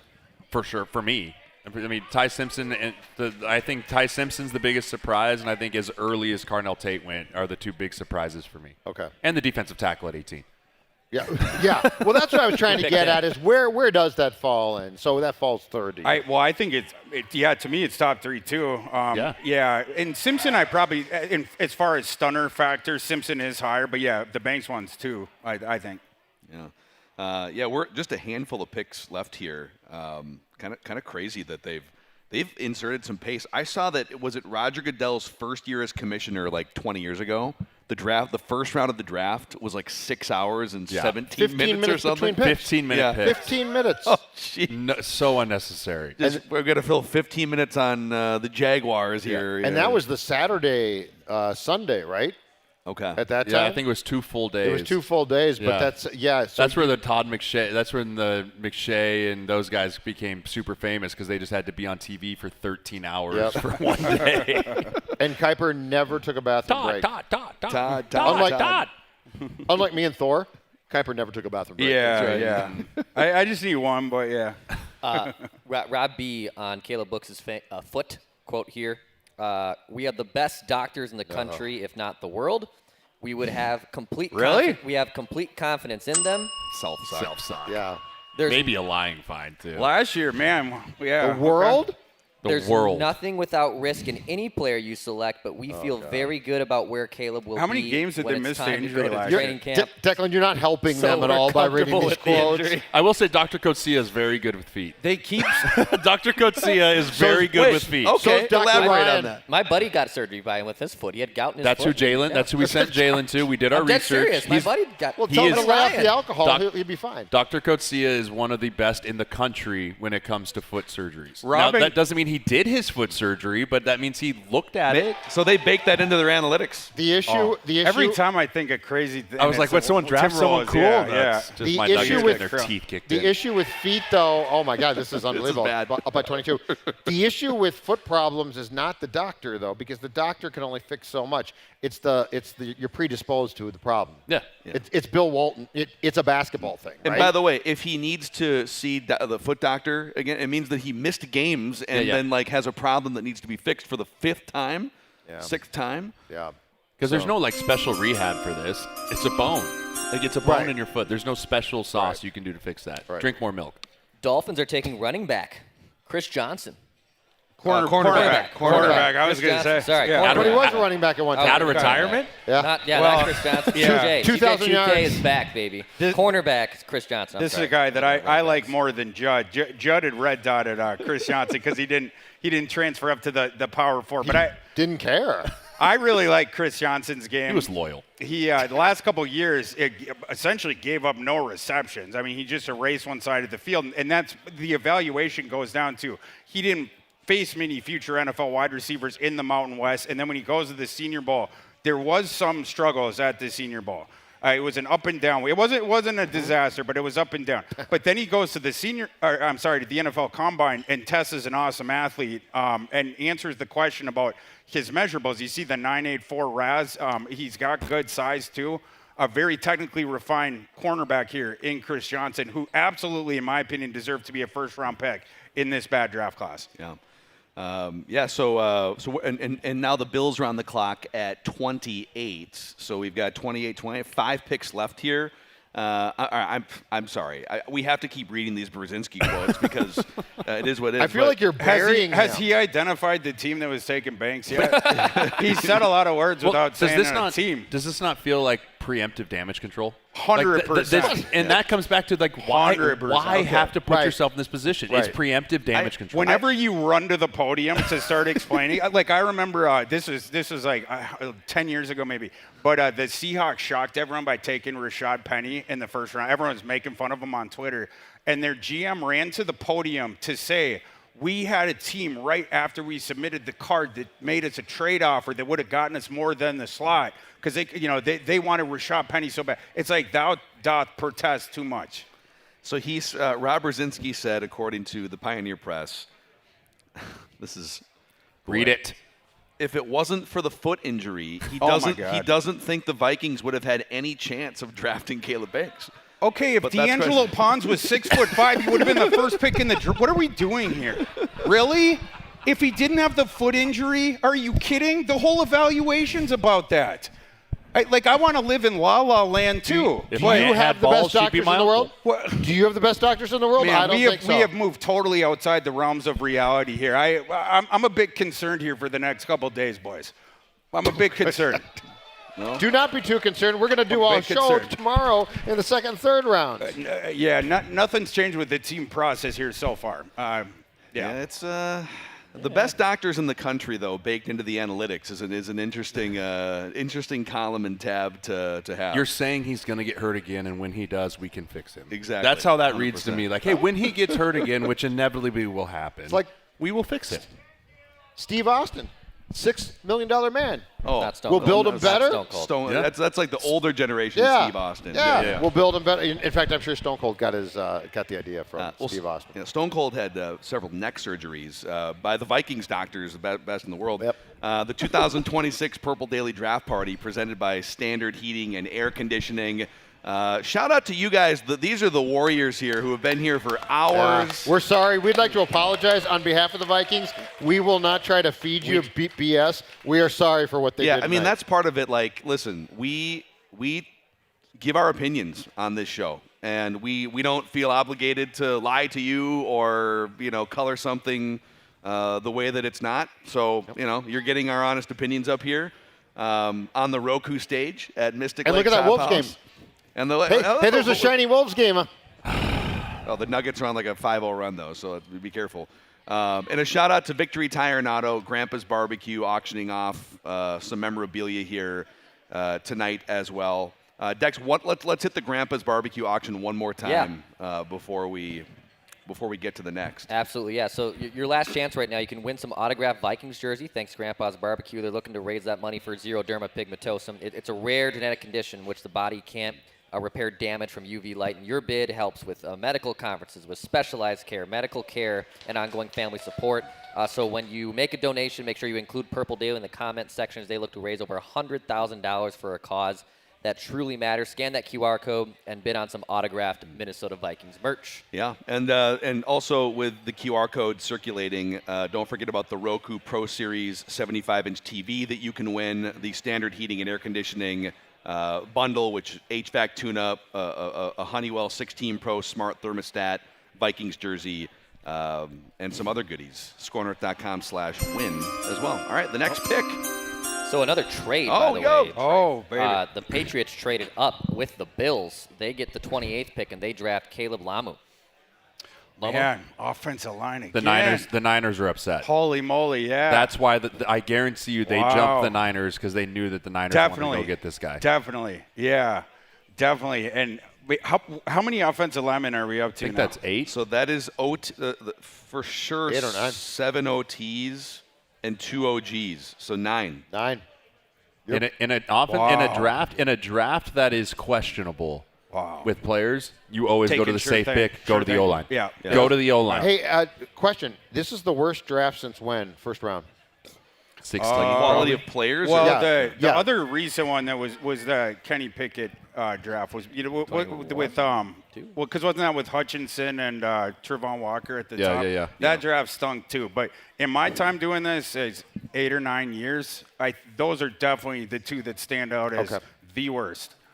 Dude, two first-round tackles from Utah, both of them underclassmen. Yeah. And this guy, I think, has a possibly – he's more ready to play than Spencer Fanu is right now. He's just bigger and more put together. He's going to be the Trent Williams replacement in 2 years. Yeah. He's going to come in, start at guard for a couple years. When Trent finally decides to stop milking the Niners for more money, they're going to move him right outside. Hey, can we put the Thor 500 best available up big screen here? Thor, the Chiefs are trying to get back to the playoffs and win Super Bowls again. What do you think they're sniffing around here with their pick on the clock? Well, so they earlier on, they got Mansour Delane, right, with their first pick, the Chiefs here. So need still for them, wide receiver. You have a nice draw here potentially for that. They could use an edge rusher as well. Offensive line, defensive line would be probably the next two. And then off in the distance, maybe not off in the distance, but tight end, you're thinking about that with Kelsey. But that's more of a tertiary need that they'll get a future guy later. We're going to get a wide receiver here? And the Chiefs take defensive tackle Peter Woods. Oh, Peter Woods. Oh, there we go. We got one. We got one. Wave that flag, baby. Let's wave that flag. There's another interior defensive lineman taking it round one. Let's go. That's not going to. Let's go. Best flag wavers in the world. Yeah, I did like Woods, yeah. Now, not perhaps a fit of what Brian Flores looks for with the slightly shorter arms, although Peter, one thing the Flores does love is versatility up and down the line. And I think Peter Woods is better than other folks do. He just turned 21. He started from day one at Clemson, a factory of defensive linemen. And he played literally all over the line. He started 2024, his true freshman season. First half of the season, he was a stand-up edge rusher at 300-plus pounds. Then second half of the season, they move him back to 3 technique. This season, he was doing half nose tackle, half 3 technique. They put him at end sometimes. He's versatile. I would have taken Peter Woods, of course, over Caleb Banks, but I believe that he fell beneath the Vikings' threshold for arm length at that position. You pair him with Chris Jones. I mean, this is a pick to free up Chris Jones. Yes. This is a pick to stop having to slide to Chris Jones. Now you're going to have to try and slide to Peter at times too. This is a really good problem. This is a problem for the AFC West. And a very nice stylistic complement to his game. You have a power player there in Jones, and I hear with Woods, I comp him to Tommy Harris. It's a guy where if he's getting the single, you can't double team him, whatever, he can crash gaps and get into the backfield. So a nice compliment to Chris Jones, and then an ideal landing spot for Peter Woods here. The Kansas City Chiefs, who smash the draft every single year, they come out of the first round with Mansur Delane, a guy that I think is a top 5 overall prospect in this class, and then they get Peter Woods here at the end of the first round, and I believe he is the best interior defensive lineman in this class. Man, so we've got 3 teams left to pick with the 49ers, who may have gotten sniped there a couple picks ago. I think they did. So we'll see if because they do need offensive line help in a big way, and with that many offensive linemen off the board in front of them, but there's still a couple. Would you Pregnon from Oregon is on the board here? Yeah. But again, you don't like taking interior guys in the first. Yeah. When you get through 9, that's kind of all that's left. Yeah. Another trade. At least he'll give you another trade. Another trade. No one wants to pick here. I told you guys. Once we get to 20, everyone wants to get out. The Jets have traded up to the 30th pick. Oh. It's their 3rd first rounder, Jets? Yeah. I think so. Yeah, the Jets send the 33 and the 179 to San Francisco for 30. See, so Lomu was gone, so San Fran's so that's a good move by the 49ers. Yeah, Lomo's gone. Why? Let's just get out and we'll take another guy, and we'll take Jake Slaughter in day 2. That's a quality move by them, actually. I think that's smart. That's a good move by Lynch. Yeah. Okay. Well, the Jets and the Browns are kind of stockpiling here tonight. We got some Sonny Weaver Jr. going on. They're ruining more careers. So the Jets, it was job safe season. 3 more careers for the Jets have been ruined. Young men who didn't deserve this. The Jets went Bailey and then Sadiq with their 2 earlier picks. So they're about to add a 3rd guy to that. Yeah, this is interesting class. And obviously next year for the Jets with, they're going to be looking for the quarterback first round next year, but you're sort of with these 3 first-round picks, and they have plenty of picks to go. You're trying to set a foundation for whoever that guy ends up being. This feels like a receiver to me. This feels like a Denzel Boston or an Omar Cooper situation. Totally agree. But next to Wilson, they have Garrett Wilson. They have absolutely nothing, and that's where the value is on the board right now. I would expect this to be a wide receiver. Was Cooper the dude who caught that pass in the back of the end? He was. Yes, he was. God. Just unbelievable. Yeah, so between play of the year, arguably. Between him and Boston, both those guys justify this slot, in my opinion. I would take Boston, and I think he'd be a really good compliment for Wilson. But if they take Omar Cooper, no arguments for me. Hey, while we wait for this pick, Agent Jeremiah has popped up in some valuable ways tonight. Just a broad question for you, for the audience. Yeah. What is a lot of these players are ending this grueling pre-draft process. What is it like for some of these players the last 2 months? So the seasons end and then the draft happens, and a lot of fans maybe aren't immersed in the lead up. What is it like for some of these players leading up to the draft? Yeah, so it's really a 3-month sprint. So all through January, you're prepping for the Senior Bowl, for the Shrine Bowl, for whatever All-Star game you're going to, and there's 4 of them now, right? So there's the Senior, the Shrine, the Hula, the American. So you prep all of January, you go to those at the end, then you go back to you're in a new facility, a training facility, then you go through, now it's all combine prep. You lead up to combine, and then you're still going into the pro days. But where these players really get worn out is in the months of late March and early April on these 30 visits. Some of these guys win on 10, 11, 12, 30 visits where you're in and out for a day. You come in, you get the medical done, you fly back out, you go into the next guy. And, I had a player last year that had 14 of them. And so these guys just go on this world tour, and then it's the hurry up and wait once you get to this time. And what's even crazier is the way that the NFL rules are is these guys will fly in, and half the teams will have rookie minicamp next week. Then they'll fly their rookies home for a week. And then the second half of the NFL has the rookie minicamp the second week, and then the rookies all report. So they still have 2 more weeks until they fully report for their NFL teams to just kind of sit around and say, okay, what do I do now? But it's just a grind. The Jets, with that 30th pick they traded up for, are taking wide receiver Omar Cooper Jr. Yeah. Nice pick, Phil. Good job. Listen, that's right. Heck of a job. So, Fledgling draft expert here. Let's go. Old Macadat. So are you guys telling me the Jets are doing a decent job tonight? So far, so Not good. bad. Yeah, not bad. Now, who's throwing him the football? Great question, but so far, so good. Yeah, but how's their He's interior taking him to the defensive promised line? land. But how's their interior defensive line, huh? I mean, I'm not sure. Let it warm up a little bit. I don't want to chug a cold beer. Right? Like, Oh, it's on. Oh, he's ready. It's Fine. This is a rematch of last year, right? Like right around this pick, too. Like And, right near the end and of the I first. feel like you got embarrassed last year. So unless you are the 1980 U.S. Olympic hockey team coming back for Russia. He's going sub 2 seconds in a competition that takes 2.5. So, have you been training at least? Less than 2 seconds. That's an eternity in a. You've been doing the whole race takes 3 seconds. Yeah. He lost by 2 seconds in a race that takes 3. That's like saying you lost a 40-yard dash by less Hold than on 2 a second seconds. here.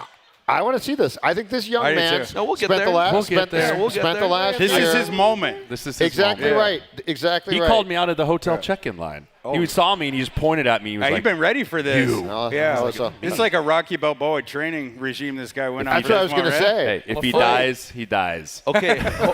Apparently, I'm seeing this from Ian Rappaport went on NFL Network, and apparently the Steelers had the 21st pick and were on the phone with Mekhi Lemon and told him they were drafting him at 21. Yeah. And Howie then Roseman, Howie baby. came calling Man, to jump Howie. to 20 and grabbed him. Howie is so good. Howie and the Chiefs every year. It's like, Howie man, and how the did they do it Is again? that a band? Yeah. Howie and the Chiefs. Can you imagine Omar Khan and then Mekhi Lemon being like, hey, hold on, I got a Philly number calling me. I'm gonna have to call you back. second. And then, Oh, no. And then like switching back, hey, I don't think this is gonna happen Sorry anymore. about Sorry, that. Omar. Yeah. Got some bad news for you. Yeah.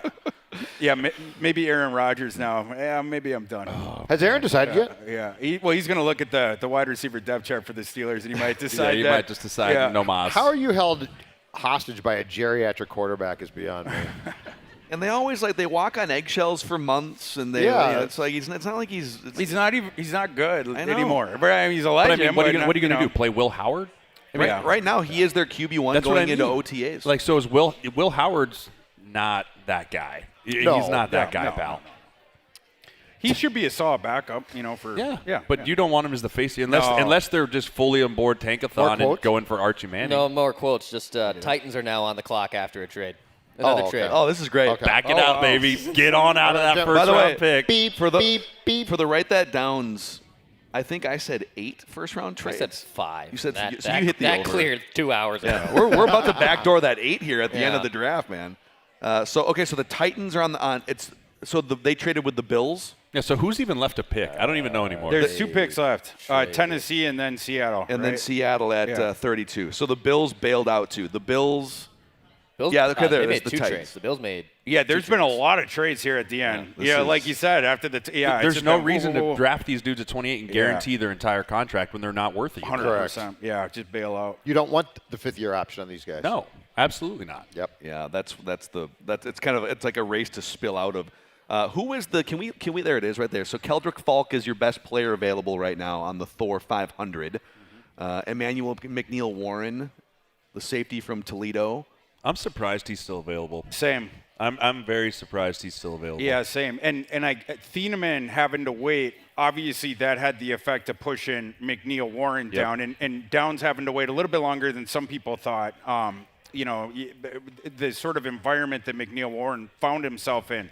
He really should go here in the next couple picks. I'll be curious to see if one of those teams that needs a safety tries to get back into the first round to grab McNeil Warren.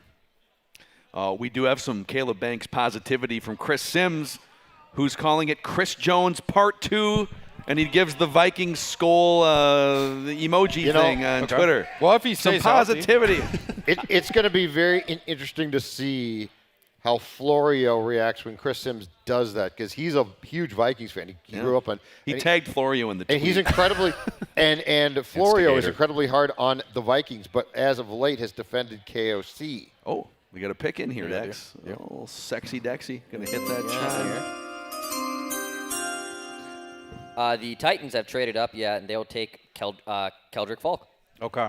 All right. So see, some people are saying they did trade in there though. Jordan Schultz is saying it's the Bills that. The Bills. Bills got out. The Bills. Yeah, you're right. So Jordan Schultz has it wrong. Yeah, there was a trade for sure. Rap Sheet's got it right in front of us. Okay, so that's the guy that you were talking about, possibly in a different world for the Vikings. And just to confirm, this is Tennessee that traded up and selected Falk. Correct. Yeah, my bad. So I think this is a really good fit here for Robert Saleh. This is the kind of defensive lineman that Robert Saleh looks for. Really good fit. The value there is there as well. And people would get on Falk for the lack of pass rushing productivity. We were hoping that he was going to take a step forward with that this past season. As you can see, he did not. And fair enough on that. That is true. But the floor of this player is sky high. He has one of the highest floors in this class because at 21, he was one of the best run defenders, defensive linemen last year in college football, has been the last couple years. He projects to be an awesome run defender at the next level, and then that versatility to play up and down the line, play on the end. He can kick inside on pass rushing downs, and you see if you can give him more pass rushing moves. He's obviously a big load of a kid, almost 6'6", 276 pounds, plays over 280. You could even get him up close to 300 if you wanted. And you obviously have over the 9 RAS as well, but ridiculous arm length as well. I mean, a big piece of that is Auburn's offense sucked. Yeah. Like, they were not good. And so he didn't get the opportunity to pin his ears back and go. And I watched this kid. He developed so much more as a run defender this year because they were just getting the ball ran at him over and over and over again. He's really good. Yes, he's very good in the run defense. And so that actually helped him, I think, in this process because he did have the better pass rush year in 24. Picked up the run defense here. I think this is going to be a very solid player. I had him going in the first as well, and I think this is a slam dunk pick for them. 100%. Yeah, and it really helps Robert Saleh, who's been redoing that defensive front since he took over with the Titan. Remember the trade that they made?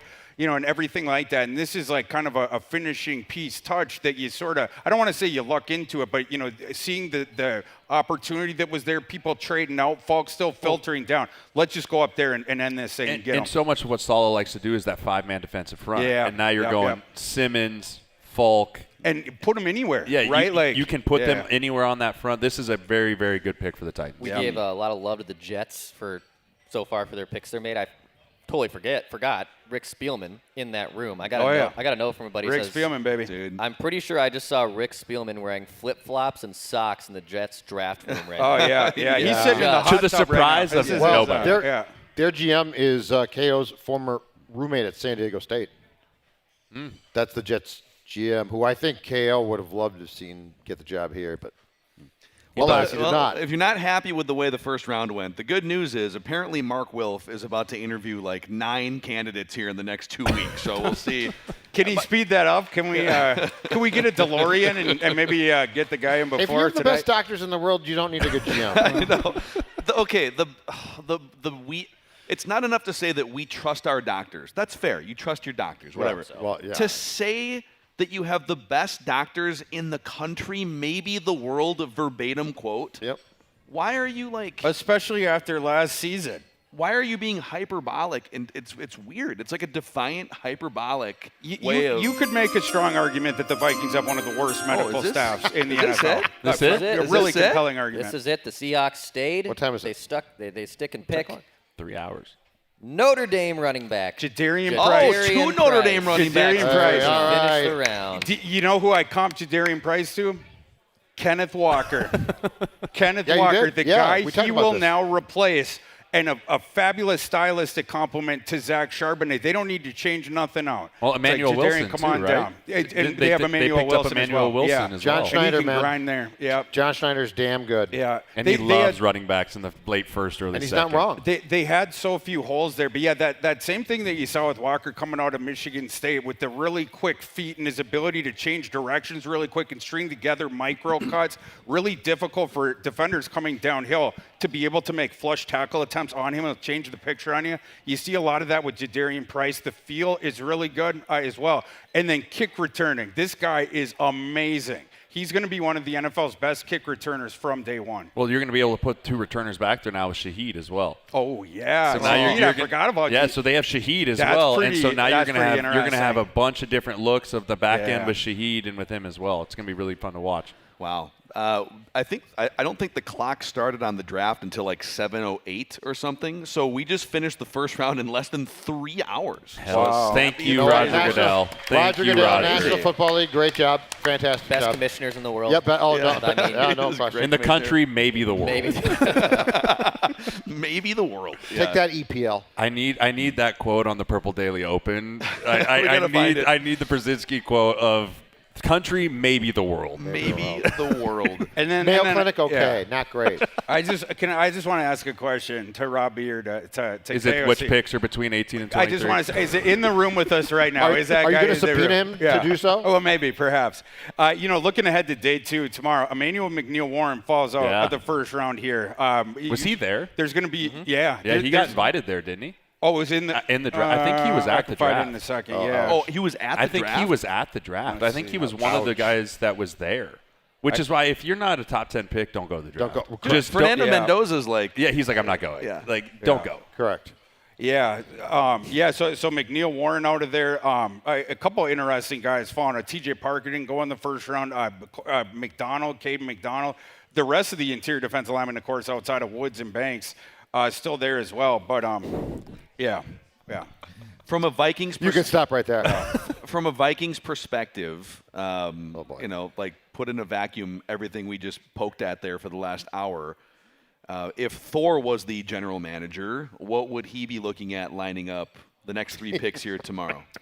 Well, the second round, maybe you're thinking about secondary. I'll be curious about again what they do with the skill positions, right? Now Jadarian Price off the board, so you'd have to go. I think running back round 3 if you're going to do that. If you want a guy who's going to go in and play right away, this running back class stinks, and so it falls off a shelf really quick. The immediate play guys, that are still on the board there. Jonah Coleman, I really like. I'm higher on Jonah Coleman than most. Emmett Johnson, the local kid, potentially bringing him home. I have him 84th overall on my board. Mike Washington, I have 91st. Now, he's the big 225-pounder with 4.3 speed if you're trying to add some explosion to the room.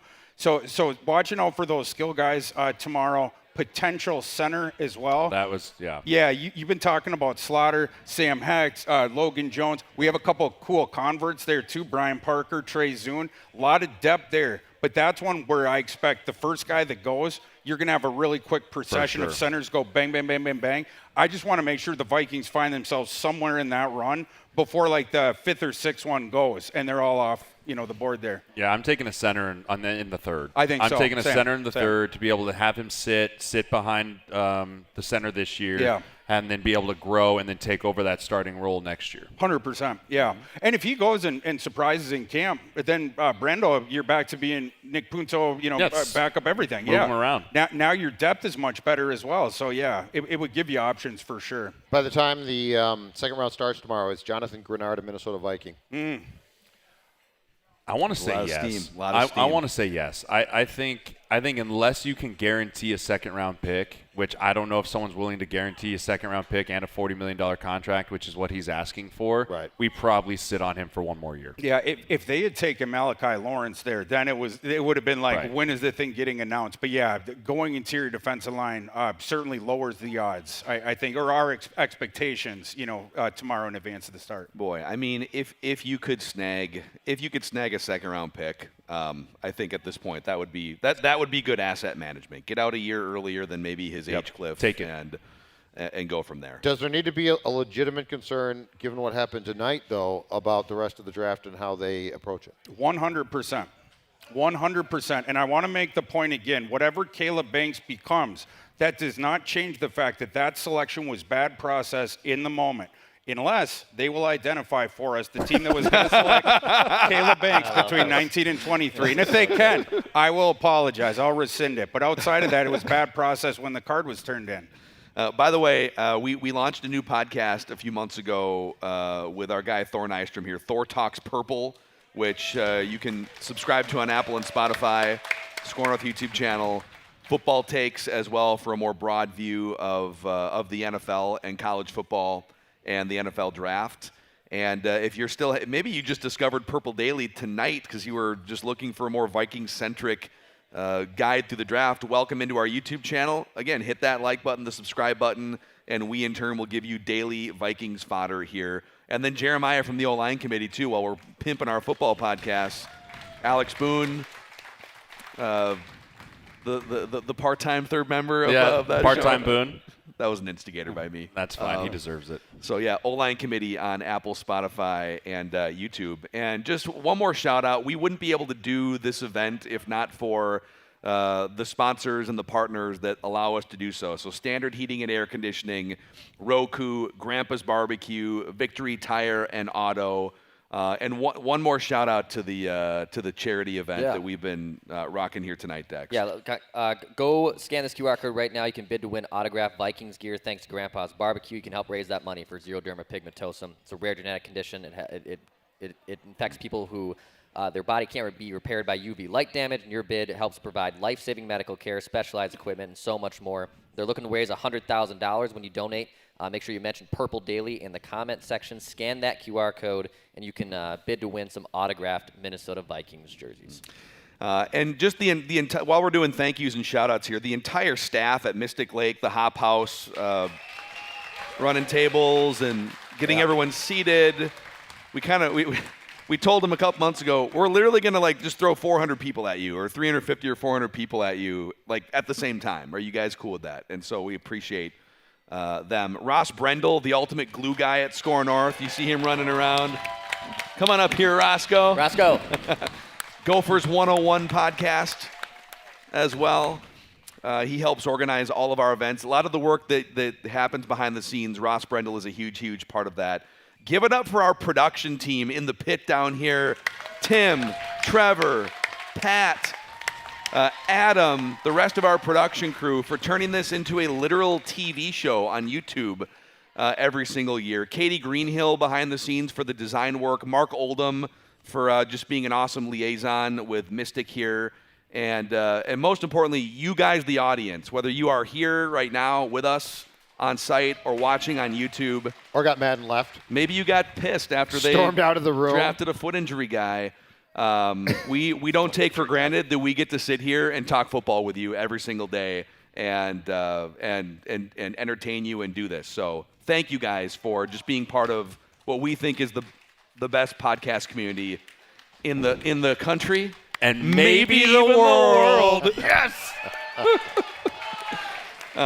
Any other final thoughts from you guys? We'll go down the line, starting with Thor over here, and then work our way down. Tomorrow's, we can, complain about what happened today from our perspective, but tomorrow is a huge day. But we got to regroup, come back tomorrow night. You have the 49th pick, you have the 82nd pick, you have the 97th pick. Y'all remember day 2 is the past 3 years here? They haven't been picking in day 2. It's a day where you need to derive huge value if you want to compete in the playoffs. They finally can do it tomorrow. You have 3 more picks inside the top 100. And we can lament what happened tonight. You need 3 immediate contributors tomorrow out of those 3 picks, right? Whatever Banks becomes, you still had 7 immediate needs coming into today. So they need immediate contributors with those 3 picks, and I hope we get them. It's funny you say that because I agree with you completely. They need contributors, immediate or not. I almost don't care. I need them to be contributors, though. Yeah. And I don't need them to be playing special teams for the next 10 years. So that's the one thing. The other thing that I'd really like to, and I don't know how this will happen, but I would like them to come out of tomorrow with some type of trade made to acquire a 4th-round pick. That's why I just my head keeps going on it. Just tell me the team. Why couldn't you just take the free 4th and 6th round pick that was there for you and pay Banks less? But yeah, something that I lament too with all those needs that you have, and the first pick there, that 4th rounder, that's before I think. There is a point in the 4th round, or maybe through the end of the 4th round, where the talent's going to drop off a shelf. Right. But that pick was still in that window where you could have gotten someone who maybe comes in, competes for immediate playing time. Yep. Dex, final thoughts from you tonight. Yeah, I mean, I understand it might be a reach there for Caleb Banks. I would have liked to see maybe a splashy move and maybe you get a wide receiver that could have helped you out here. There was a bunch of needs that the Vikings did, but I want to learn more about who's really making the calls here. I mean, I didn't expect defensive tackle and a guy like Banks to be the selection at 18, especially just given where the Vikings were at. But definitely willing to still give it a shot, and a lot of moves that still need to take place the rest of the way. I'm just very happy that we have the best crew in the world here with us tonight at the Mystic Lake. The best crew in the world. In the world, that is the most important. Well, the country for sure, maybe the country, maybe the world, and maybe the world. Yeah, that's gonna stick. It's just gonna stick. Jay, your final thoughts. Jeremiah Searles. Yeah, no, I mean, obviously we're not ecstatic about the 1st round pick for the Vikings, but I do think that there are some really good players that you can find in day 2 that can come out. And I mean, Judd, I know that you said you don't worry about it. I think that with the holes in this team, they have to be contributors if you want to go to the playoffs. Now, if you want to draft some guys that you think are some developmental guys that, hey, maybe this guy can take over for Brendel, maybe this guy can take over for Grenard in a year, and we're playing the 2027 game, okay, then maybe you do trade down a little bit and acquire some more picks in that front. If that's not the case and you're really looking to make a move, you have to hit on every single pick tomorrow needs to be a 400 snap guy next year. Yeah, see. Yeah. And that's a hard thing to do in day 2. Say, it's not easy to do, but that's where you put yourselves as a Vikings organization right now. And if they go in with that approach, they're going to screw it up. Like, if they go in with the approach of these guys got to have snaps next season, they're going to make it worse. Guys, skilled players selected tomorrow by the Vikings. Predictions. Number. 2. Two? 2 and an O-lineman. Okay. They're going to get a receiver tomorrow. Yeah. Okay. So you say 1? I'll say 1. Okay. They're not going to draft a running back tomorrow, is my prediction. I'll go with 1. I'll go with 1 too. I think they'll get a center tomorrow. I think they'll get a receiver tomorrow. Yeah, I'll say 1 too. I think I'll probably go Are you taking 1, DBs as a skill position or no? Offensive line, I consider a skill That's position. fair. Oh, you suck. Oh, wait, what is that? Is that a fine? Is there a fine? I don't know. Careful with the false bell. Not a self-suck, that's a suck up. Yeah, well, there's Stockholm. Oh, man. All right, that is a wrap tonight here from the 2026 Purple Daily Draft Party presented by Standard Heating and Air Conditioning, Roku, Grandpa's Barbecue, Victory Tire and Auto, and Mystic Lakes Hop House. For the guys, for Leighton and Jason on the Roku fan zone area, I am Phil Mackey, and we just want the Vikings to win a Super Bowl before we die. See you guys.